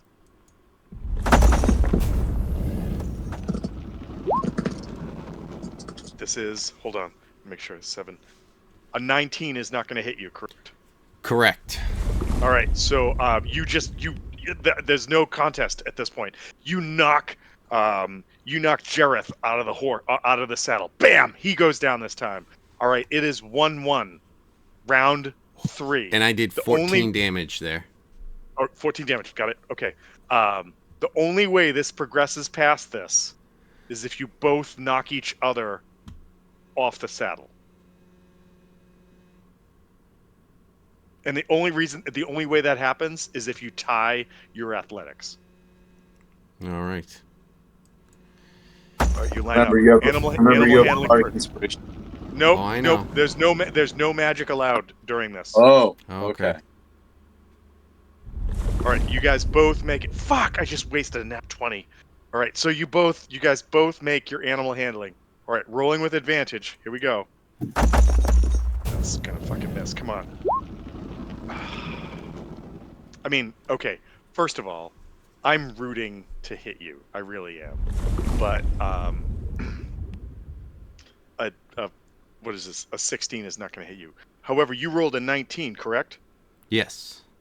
A 19 is not enough to hit to break through the armor class. So you guys basically like his lance goes wide, your lance buffets into the shield or maybe part of his armor, but neither of you fall each other. Oh my god, round 4. Here we go. All right. Animal handling. I fail animal handling. You get it. Okay. You have advantage. I do not. Here we go. Okay. I think I hit you. A 21. Does that hit you? Or no. I need more. 21 does not. Oh shit! All right. I miss. All right. What did you get? What did you get to hit? 27. Oh shit! I just saw it. It just popped up on my screen. So on the fourth round, boom! You blast this guy off of his horse, and you win the 3rd round of the joust. I'm not gonna lie. This is way more interesting than I thought it was gonna be, and I'm really enjoying the joust. I'm just saying. I hope you guys are as well. I hope you at home are enjoying this. Yeah, this is when that first one failed, it's like shit, but the AC kicked in, so that was good. That was so huge. So you guys and you hear there are people all around. They're like, oh shit, that's Nim for the Battle of Gallows Fen. There's no going to the finals, no way. And I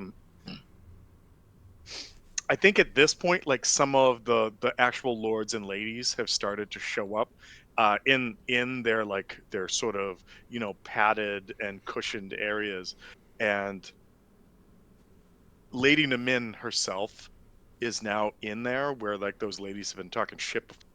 And like she's just like, ladies, they did what they thought was right. But as we all know, Dassin has but one voice, and it is the voice of its king, who I'm sure will be joining us for the final.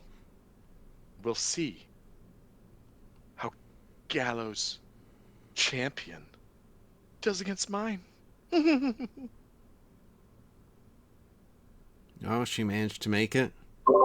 Who was Nim? Whose representative was Nim fighting there for that third joust? That was another stepping guard representative. Okay.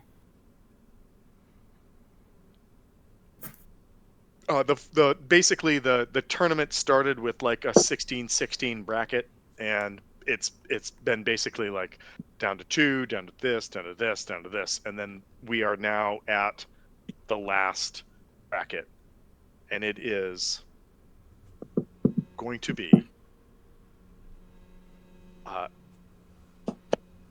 Nim. I wanted to come up with like a title for you, but you didn't take the knighthood, so I can't say like sir or lady.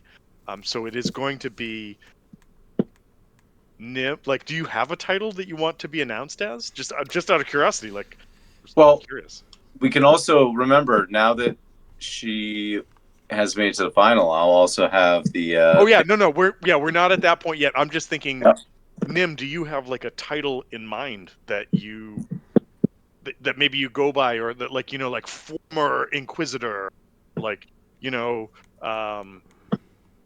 one time. If there was gonna be Man. anything, it would be like Inquisitor Slayer or something like that, something of that nature. Oh. But I don't know at the moment. But something like that, because I definitely have like the skulls on your belt. Yeah. The masks and the what else? I'm sorry. The claws. The masks. The masks are skulls. So yeah. They're bear masks. Oh no, they're literally bear skulls worn as masks. Oh, okay. So yeah. Then yeah. Then yeah. So okay, cool. So I think that at that point, there's one more break. So if anybody wants, and we're getting into kind of like past noon, almost to midday. The idea is that the tournament's going to wrap up at 3, and then there's going to be this parade, and then again, people can either parade or they can go do their things or whatever they want to. But some shit's been told to you guys. You've kind of learned things through various stuff and things. You've had some really good food. I think at this point, Morak, I would like you to give me a Constitution check. Okay.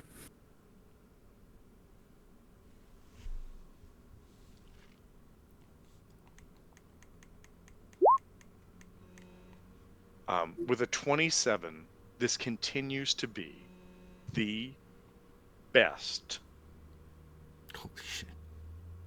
hot chocolate that you've ever had.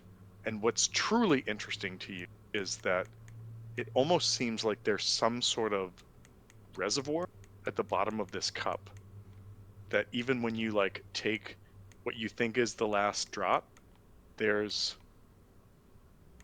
a little bit left that you can come back to and have some.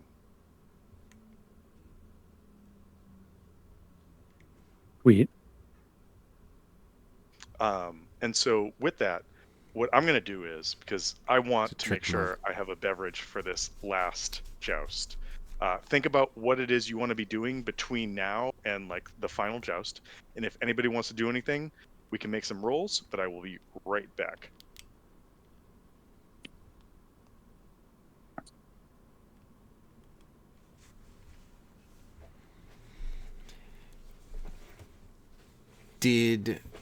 Are we ever kind of getting back into communication throughout this, are we thinking?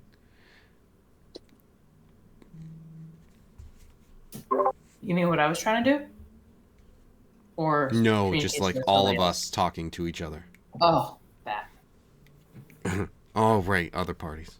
Oh, right.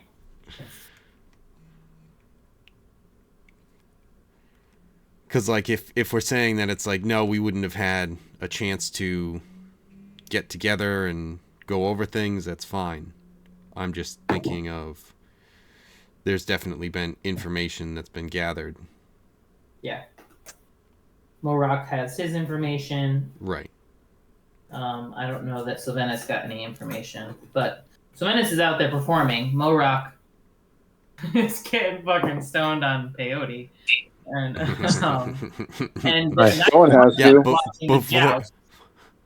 to. Before we don't have this information available to us. Right, exactly. It's gone now. It's already fucking gone. It's in that hot chocolate. Well, he just got a 27 on it, so he's he's still feeling pretty good. He has no ego. He's lost his ego. He's no longer Morak. I am a little sad that I nailed it, because if anything, I was hoping to get that peyote sensation. I'm like, oh, you want a good trip or a bad trip? So one of my favorite things to do when I play with you guys is be like, okay, I'm gonna run to the fridge and I'll be back, and then what we're doing next. And then as I come back to my desk, my headphones just have the sounds of you guys like discussing and yelling at each other like about what's going on, and that's my favorite. It's just like it's a world that they want to be in. This is great. I love it. So all right, so yeah, we're back. We're about to have the last match. However, there is a break between the third and the fourth match, and there is a performance to be done, but I'm wondering if either Moruk or Obscurity want to try to do anything. I'm going to drink the last of that reservoir. And then I'm going to drink the last of the reservoir. And then I'm going to drink the last. Well, I'm going to say that maybe about like the third time that you do it, you realize that sadly, only thing left are a few more marshmallows at the bottom of the cup. Yeah. Perfect. Need to find Doctor Strange to refill my cup. Right.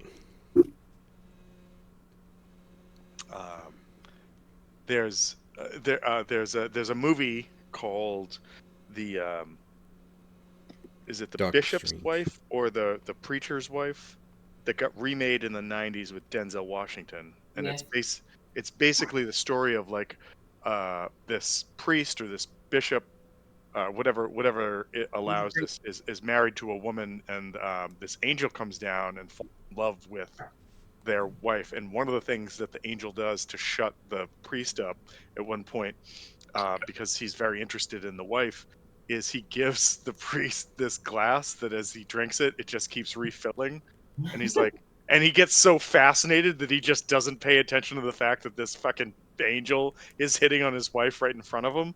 And I've always found that just the most fascinating like scene. Like, it's like, really? Like, I mean, like, that's cool, but also I can still see what you're doing even though I have my drink. Like, what are we doing? But anyways, so yeah, so you finish that. I think, and as you're kind of realizing two things. One, that was indeed the best hot chocolate you've ever had. And two, the extra kind of like additions that went with it were super magical. I need you, before you tell me what else you're going to do, because we're kind of putting this all together, I want you to give me one more Constitution save, please.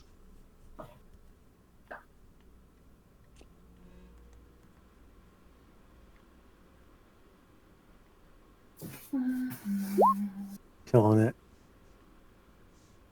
Okay, all right. So what you feel is not some sort of like lucidity or transcendence, but instead you feel this almost palpable buzz through your whole body that makes you feel like you're vibrating a little bit, and it forces you to smile. And for the next hour, anything that you try to do that is positive, you will have advantage on.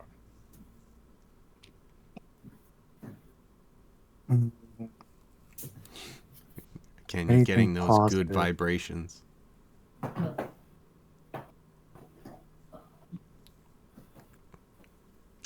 Advantage vibrations. So I don't know if like this is an experience that I will relate, and maybe people can identify, maybe not. But if anybody's ever had a couple beers and then sat down and had a cigarette and your whole body goes, that's exactly what Moruk is experiencing right now.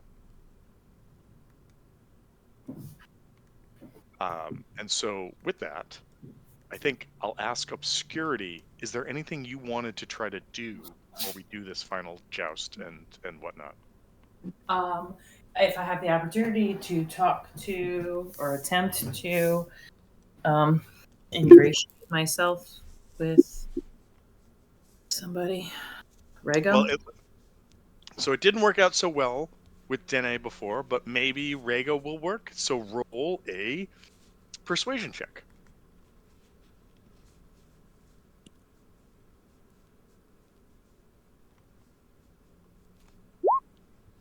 Not dog shit.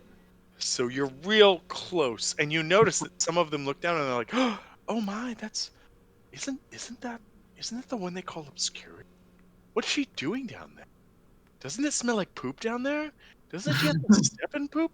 I don't understand. Why would she be down there? Oh my, that's so strange. Lord Rego, can you believe that that's what's happening?" Lord Rego's like, "What?" Fortunately,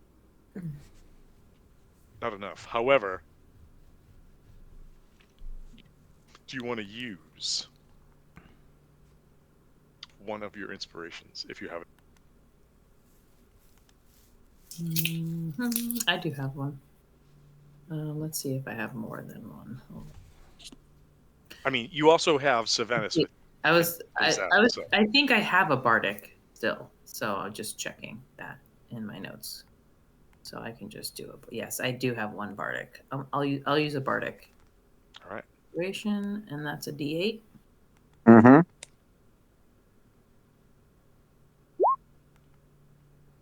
What was that? 4. So 18. Does that make it? So the fun part about this is I told DC to sway to get conversation started with 15. So even if you roll, it would have worked. And so with that, they do look down and they're like, "Oh, well, Lady Obscurity, what are you doing down there? Shouldn't you be up here with? Shouldn't you be in Gallows' tent? I mean, also, oh wow, is that horse excrement you smell of? Like what's happening down there? Did you have the ass melting chili? What's going on?" However, you have their attention. What would you like to do? I would not like to role play me having a conversation with them, but I would love to, in general, just ingratiate myself with them and get a feel for whether or not we can have an alliance. I don't want to say any words. I don't want to say any words. But I want to know if you want to, get together later. And I think that like everyone's like, "Oh, well, I mean, I guess." And then there's one lady who's just like, "Oh yeah, delts are my thing." Oh, fuck yeah. And I'm just gonna leave it at that and say you can play that however. I'll play that like a fiddle. You've got an in. You've got an in, is what I'm going to say. Perfect. All right. And so now, before we get to the final match, there is, of course, the final round of Decini Idol. Stepping up first. Text your votes in now. So yeah, you'll find next to your wooden seats a wooden tablet with several buttons that you can push. A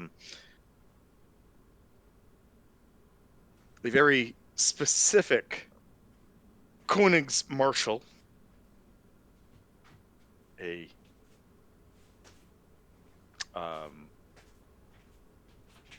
magic man, if you will, steps up first and continues his oration about the very first 8 kings of the 8 lands, and provides a charisma check that I will tell you is above 20. Next on the docket, to stand up in front of everybody to orate, is Duke Gallo himself, demonstrating a surprising skill at comedy as he talks to random people and makes jeers at the noble. Sarcastic, satirical jabs, both himself and others. And he too potentially rolls a 20 or above. The fire juggler I mentioned before steps up and begins on what only can be described as a unicycle, even though unicycles don't exist. And that's his downfall, because there's no pedals. And the wheel falls out from beneath him, and he burns himself, and everyone screams. And he's quickly put out and brought to the side. And that leaves the last of the 4 performers. So, Venice, what do you do? I crack out my lute and hope for the best. The best. First of all, you have a fucking speech that you should have delivered before. But go ahead, because you fucking rolled. All right. Well, I can still do the speech at the same time. Mm-hmm. Dramatic effect, my friend. Dramatic effect. Okay. Don't roll until after you've done the thing. But go ahead. I thought so that way, if you do this big, like, reveal and a big event, and then you roll a 2, you can ruin all of what you put the effort into. Exactly. It's called drama. Thank you, Kevin, for understanding. I remember doing that in TJ's game.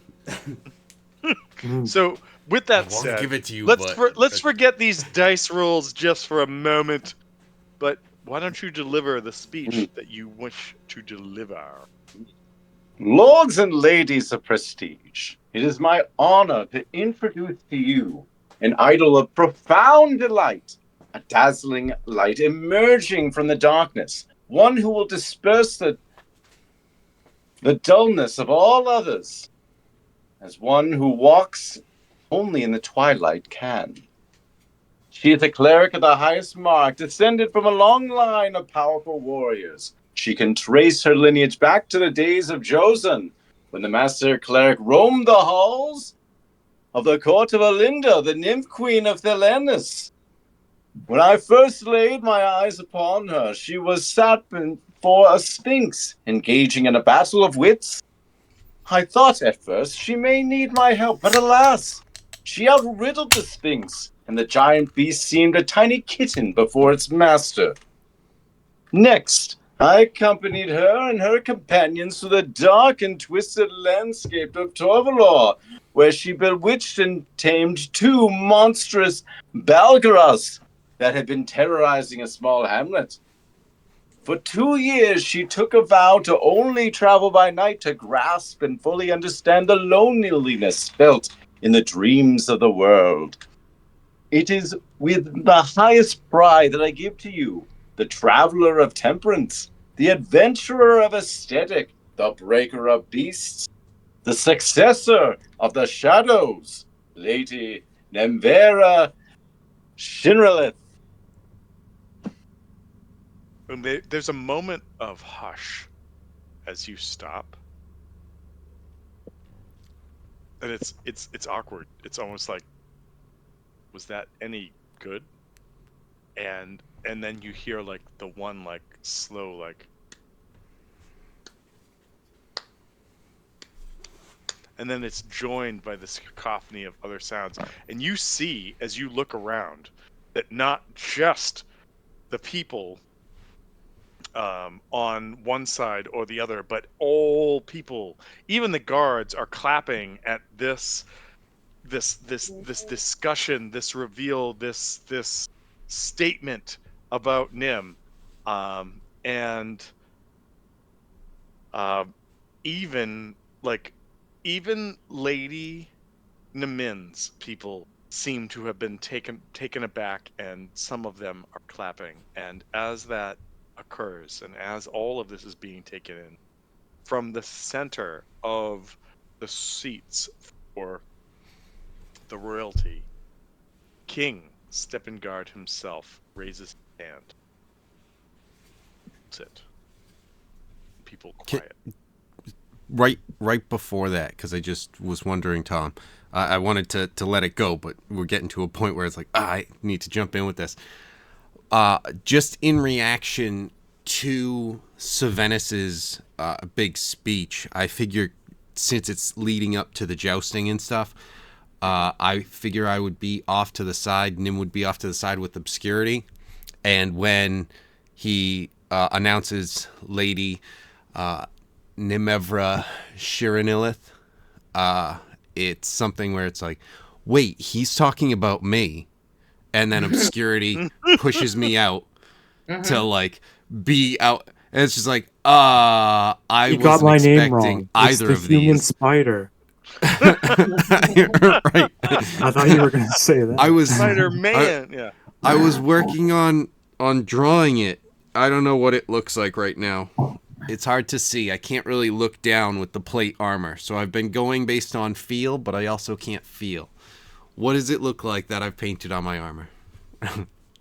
It's supposed to be a spider.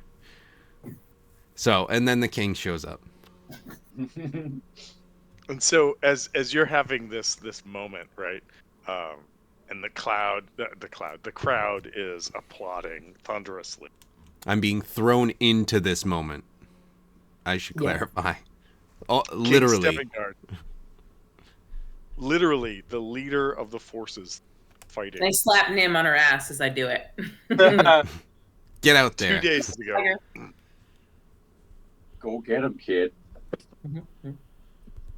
The crowd. And as it quiets, he lowers his hand. And rather than, like, rally, call out, or provide any guidance, he just sits back in his seat in this central space. And the callers for this event speak up and say, "Jousters, to your mounts!" And in your final round, you will be facing Lady Namin's champion, Sylvia Kosala, a statuesque blonde female knight who seems to, with her helm, or the visor of her helm up, sneer in taunt in your direction. She holds her gauntlet up in front of you in a position that you suspect potentially be a vulgar hand gesture if it wasn't locked in its position. You can tell, both from prior observations and now, she has short hair. But behind her shoulders, and carrying over towards you, she wears a mantle that looks like bull horns. And I can only imagine that Drac would be turned on. She's a human? 100%. I love to make comments that make people have that reaction of like, huh. So, she is a human. Yes. She is a human. No, he would be hungry. He'd be hungry, but also she clearly is showing some bull love. You know that. So, He'd all right. be torn, but so here is what I'm going to give you. So Venice's speech, because he fucking rolled another nat 20. Like, what's up with that bullshit? Like, wait. I've got to put it this way. What are you talking about? I want to say always Eric's shit. Wait, I want to say something really fast. I have rolled 2 nat 20s myself tonight on my dice, and both of them have been on animal handling. I have not gotten anything otherwise. So there's a lot of 20s flowing around tonight. I've rolled and that's 2 cool. 20s this entire campaign. That's bullshit, because you knocked somebody's head off and you did something else cool too. So shut up. Thank you. Anyways. I don't generally roll. I make everyone else roll, so. All right, so I don't get to try for 20. I think that what I would like to do is this. I think that because the rules of this joust are pretty solid. I think that what I would like to offer you is this: is that because of the benefit of that nat 20 that has the crowd spiked and is giving you like this surge of confidence, that you can do additional damage on your hits if you hit. And that additional damage will be an additional 5 damage, or on a crit, an additional 10 damage, if that sounds acceptable. Okay. Okay. And so, again, remember that if anybody drops to 0 because of damage, they don't die. They fall off their horse immediately. But also, and so that means that, like, on a crit damage, you would roll natural damage times 2 and then add 10 to it, as opposed to roll natural damage and add 5 to it. But you could potentially take this person out, um, and we'll kind of go from there, because there was no one in the final kind of procession that was speaking specifically for Sylvia. All right, and I need to open this page up so I have this, and then okay. So the final round begins. The sun has started to break past the center point in the sky. Shadows are starting to be cast across. People in the Richie seats can see everything fine, but the sun is starting to glint in the eyes of all the commoners that are there. And they're just like, man, I need to go get another one of those Steeds, Mead and Feeds, Turkey and Mead sticks, because I can drink it and eat it at the same time and not see things. But it's game time, baby. And that means, as you line up on your steed, and Sylvia rides her steed, animal handling. Okay. Sylvia makes hers. Yep. You make yours. Both of you have advantage on this attack. Okay.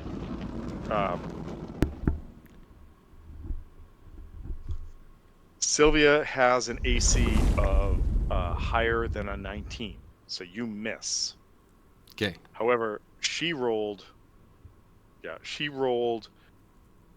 a 28 to hit you. So it's going to be, you're going to take the, so you're going to do a combined athletics check now, and if you fail, no, wait, I'm sorry, hold on. I'm sorry, okay. It's just missing single. If both justice hit, they make contested strength. If only one jouster hits with their attack, they have advantage on this check. Do not fall if they lose and tie. Okay, so she's gonna roll. She's gonna roll. She has advantage on this check. Athletics with advantage. You're gonna roll it normal.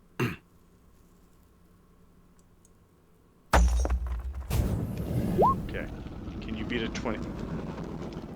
She, with advantage, she rolled a 20. So nice. She hits you, but you stay on your horse and no points are scored.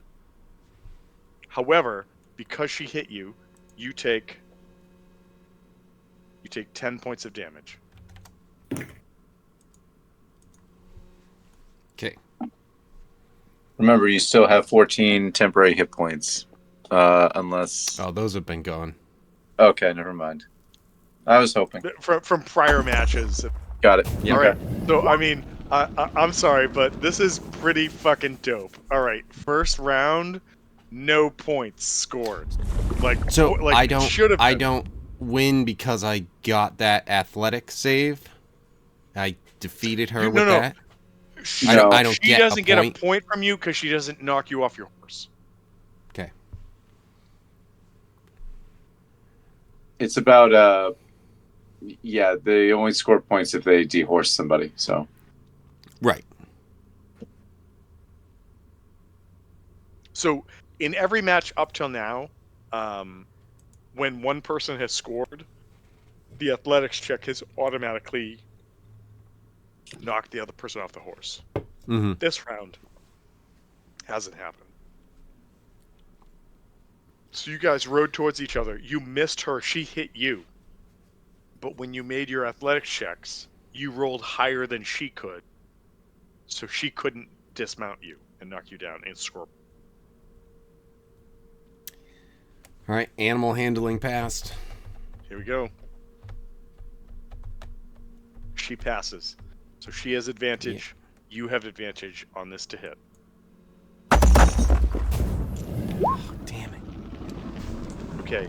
Does a does a 22 hit you? That's the number. All right, that's the number. So 22, what did you get? I didn't hit. Okay. But it's athletics checks again. So she has advantage and you just roll your straight up one. So right, so the way I'm rolling, I'm getting knocked down. I don't see me winning this one. Okay. The best she got was an 18. All right, she got an 18. Yeah. And so Nim Jesus Christ, Nim takes 1 for I'm sorry. I'm trying to make a chart as we're doing this right now. Nim 1 and then we've got Sil and she's got none right. Okay. So 1 point is scored. You see like Lady Nim's people like applaud and be like, "That's right. We're bringing it to those villains. We're making sure that Jason is safe again. Make Jason great again." As you go back to line back up.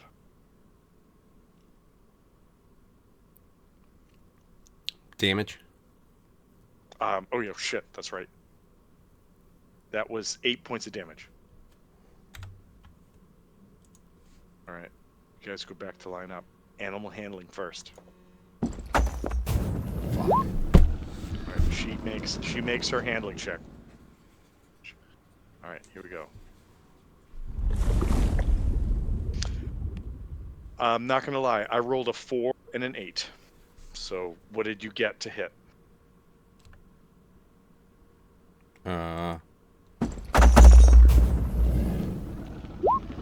21. 21.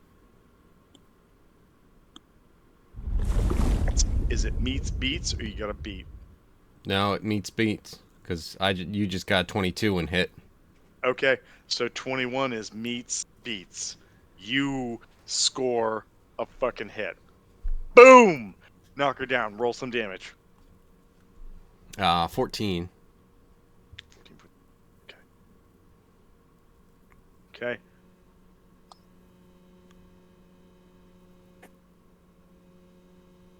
You are now matched. You and Sylvia are now matched. 1-1. This could literally be anyone's game. Yes. You guys come back to the line. Animal handling check. She makes it. Yes. You both make it. You have advantage to hit. Need to roll higher than... Okay, that's good. Right. She gets a 20. And also, the 14 damage should have been 19. Oh shit. Okay, let me change that. She's still fine. But yeah, okay. But just the extra 5. All right, so she gets a 25 to hit, which I know that hits. A 23 hits. So this is all down to athletics. Is she still up with 15 more damage? Oh yeah, no, she's still up. Yeah. All right. All right, hold on. I want to make sure I've got. Ugh. So her fucking dumb. So she's got a 21. Yeah. No, wasn't beating it. Well, so hold on. Is there anything that you could use? So Venice could give you inspiration. That's not actual magic. Could I have done one thing and given her an enhanced ability? No. Magics weren't allowed. But anything that I can do, unless I don't even know. No, the only thing would be I don't have the heroic inspiration. So, no. And no lucky or anything like that, so nope. So sadly, or opportunistically,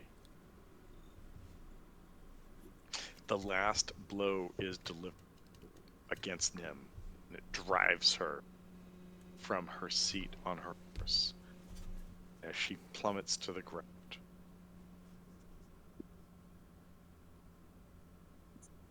A cheer rises up from everyone in the crowd as they celebrate Sylvia Kosala, Lady Namin's champion, is the winner of the Royal Joust.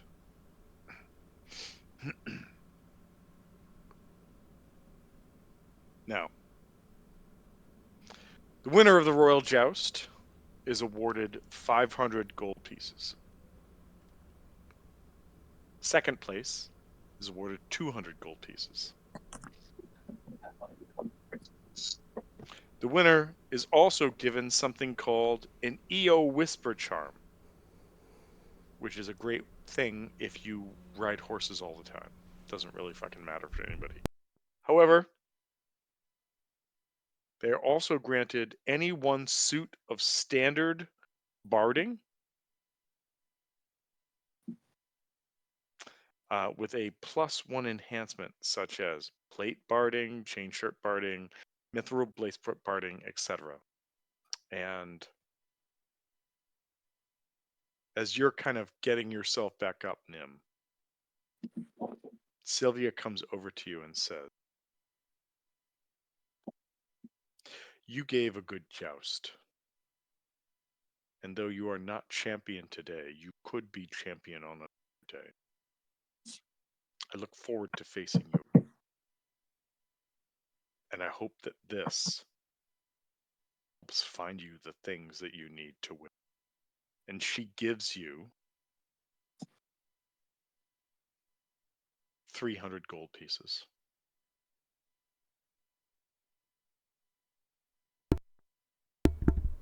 I don't take it.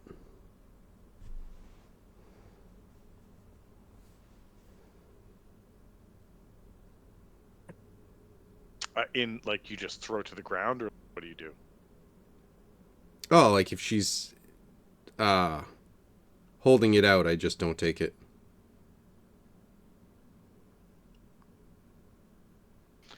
I think that if you do that, Gallo, who had been like kind of part of the entertainment prior to this, comes over and he goes, "That's all right. I think that maybe she's just feeling a bit upset, but it's all right because it would be outrageous to not take this as this honorary mark of goodwill."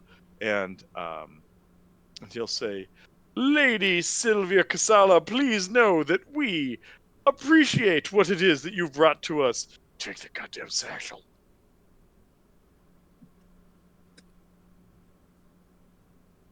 Right.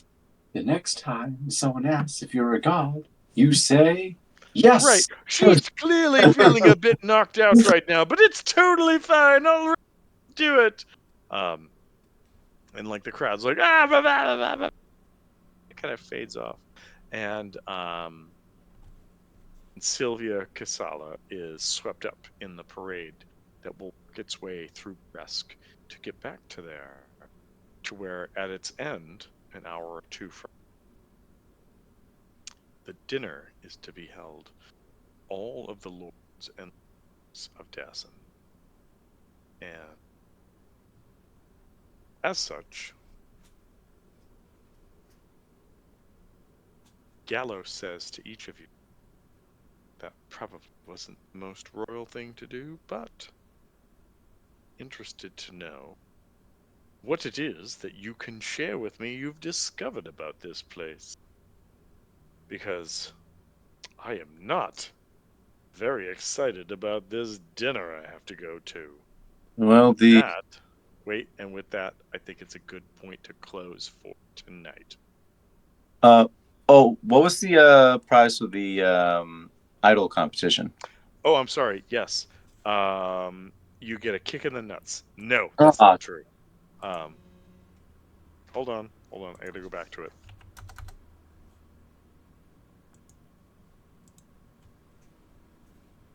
You are awarded by both King Steppengard and Lady Dene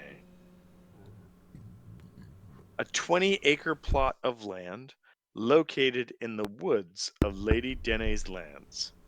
Lady Dene personally thanks you for your performance and whispers discreetly that she is glad to know that Sequin will be safe from the Regessians for now.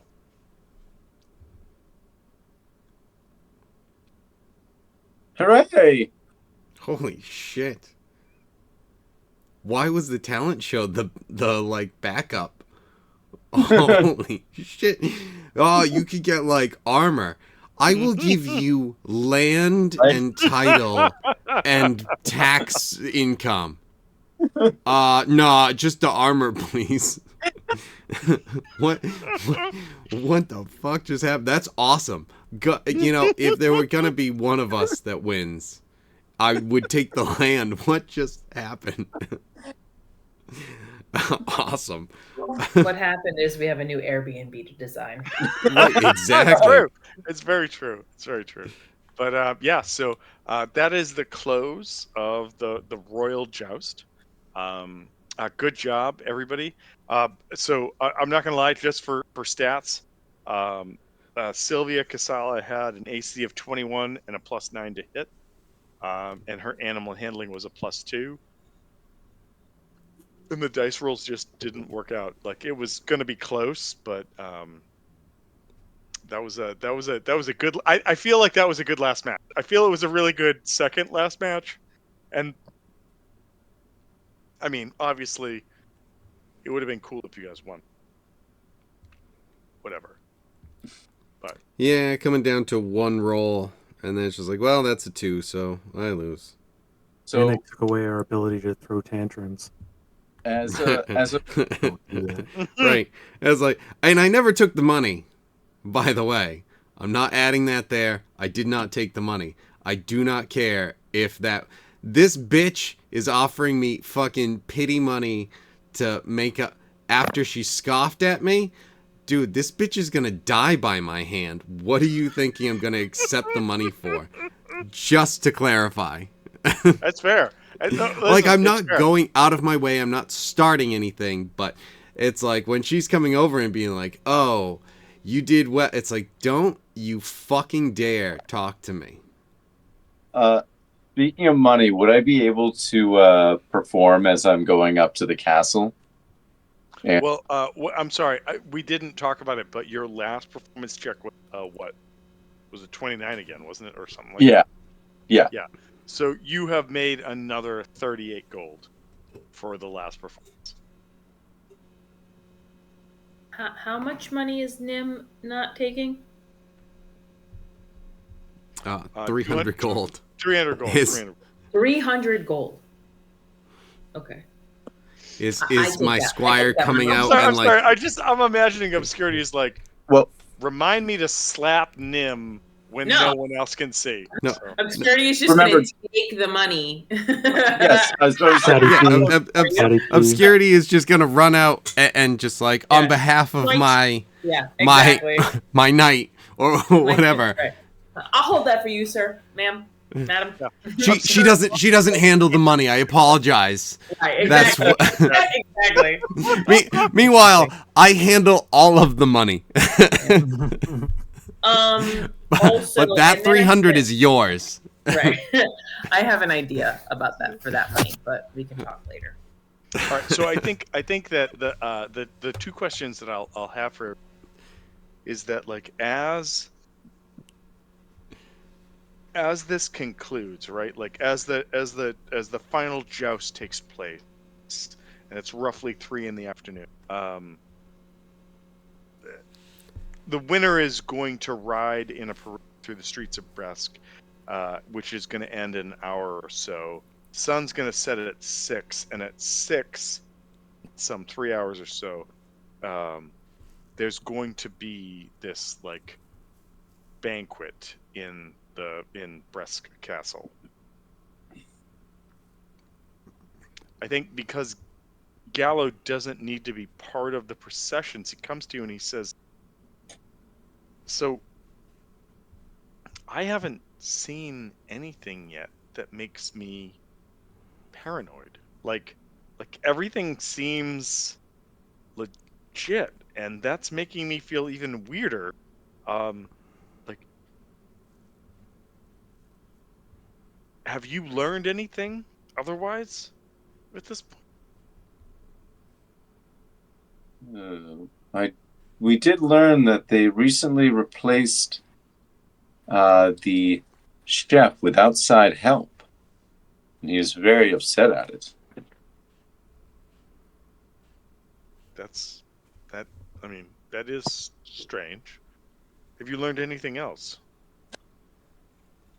Yeah. Yeah, I'm not telling you, bitch. Okay, all right, cool. Have you learned anything else? They're Yes. exchanging guards. What They're was eliminating it? guards from vulnerable spots, from vulnerable gates in the castle, and they're sneaking materials or something in through those vulnerable gates. Oh, and also the Book of Eight left unguarded today. We should go check it out now. That was Moruk's stuff, right? Yeah. That's okay. I told Okay. her. That's what. All right. I just wanted to make sure.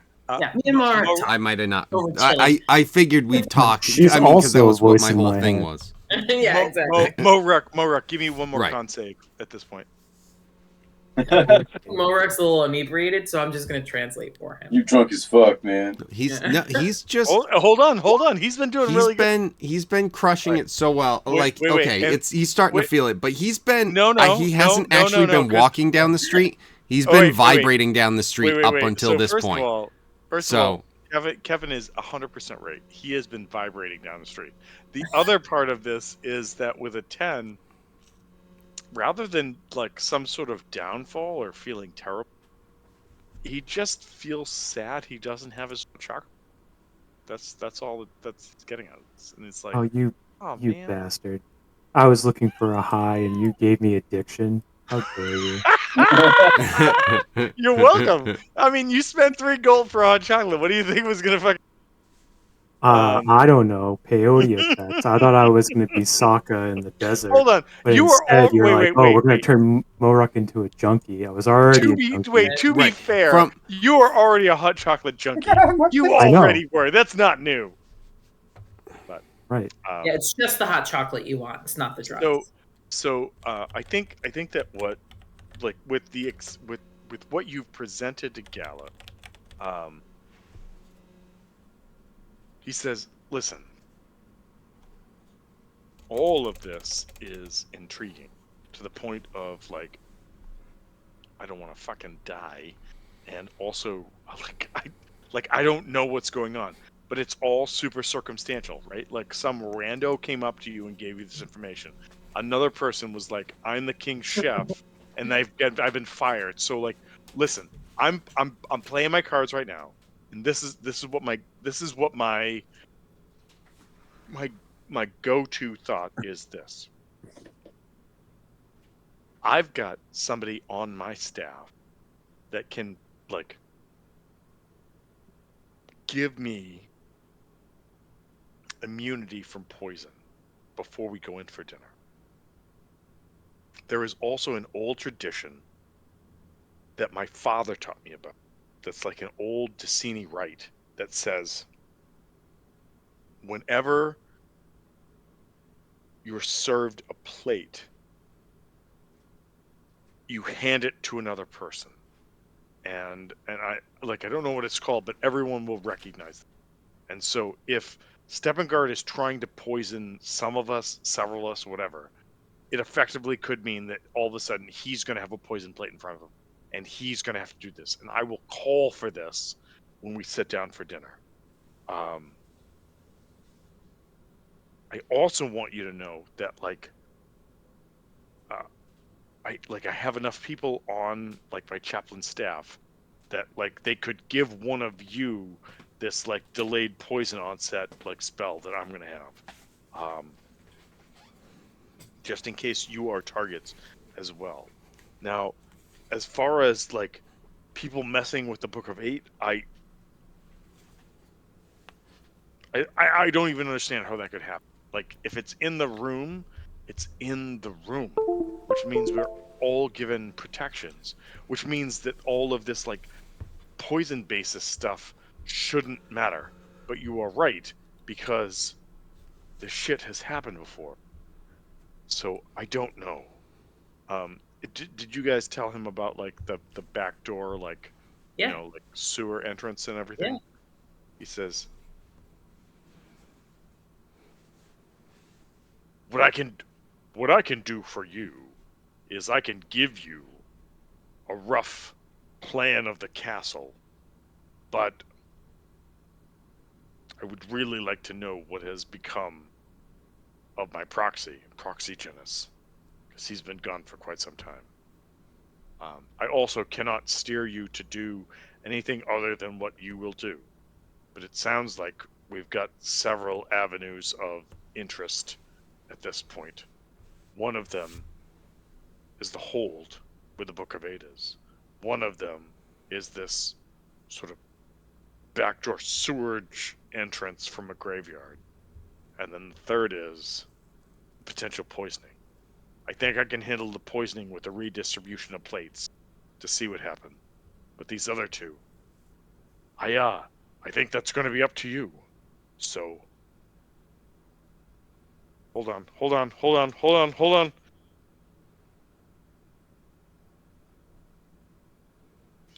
The players can now know is the clock is ticking.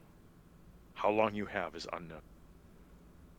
But you have every confidence that Jason's future now lies fully in your hands. Oh, perfect. I wrote that.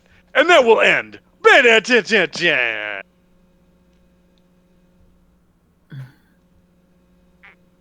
Bullshit. Nope, no bullshit yet. You haven't found bulls and poop. Yes. But anyways. So, okay, I hope everyone's having fun. I'm kind of sad, not sad, that you didn't win the joust, but at the same rate, I think that this was way more fun than I thought it was. Rolling these dice to do it, I literally was like, oh shit, I rolled a 20. What's that gonna be?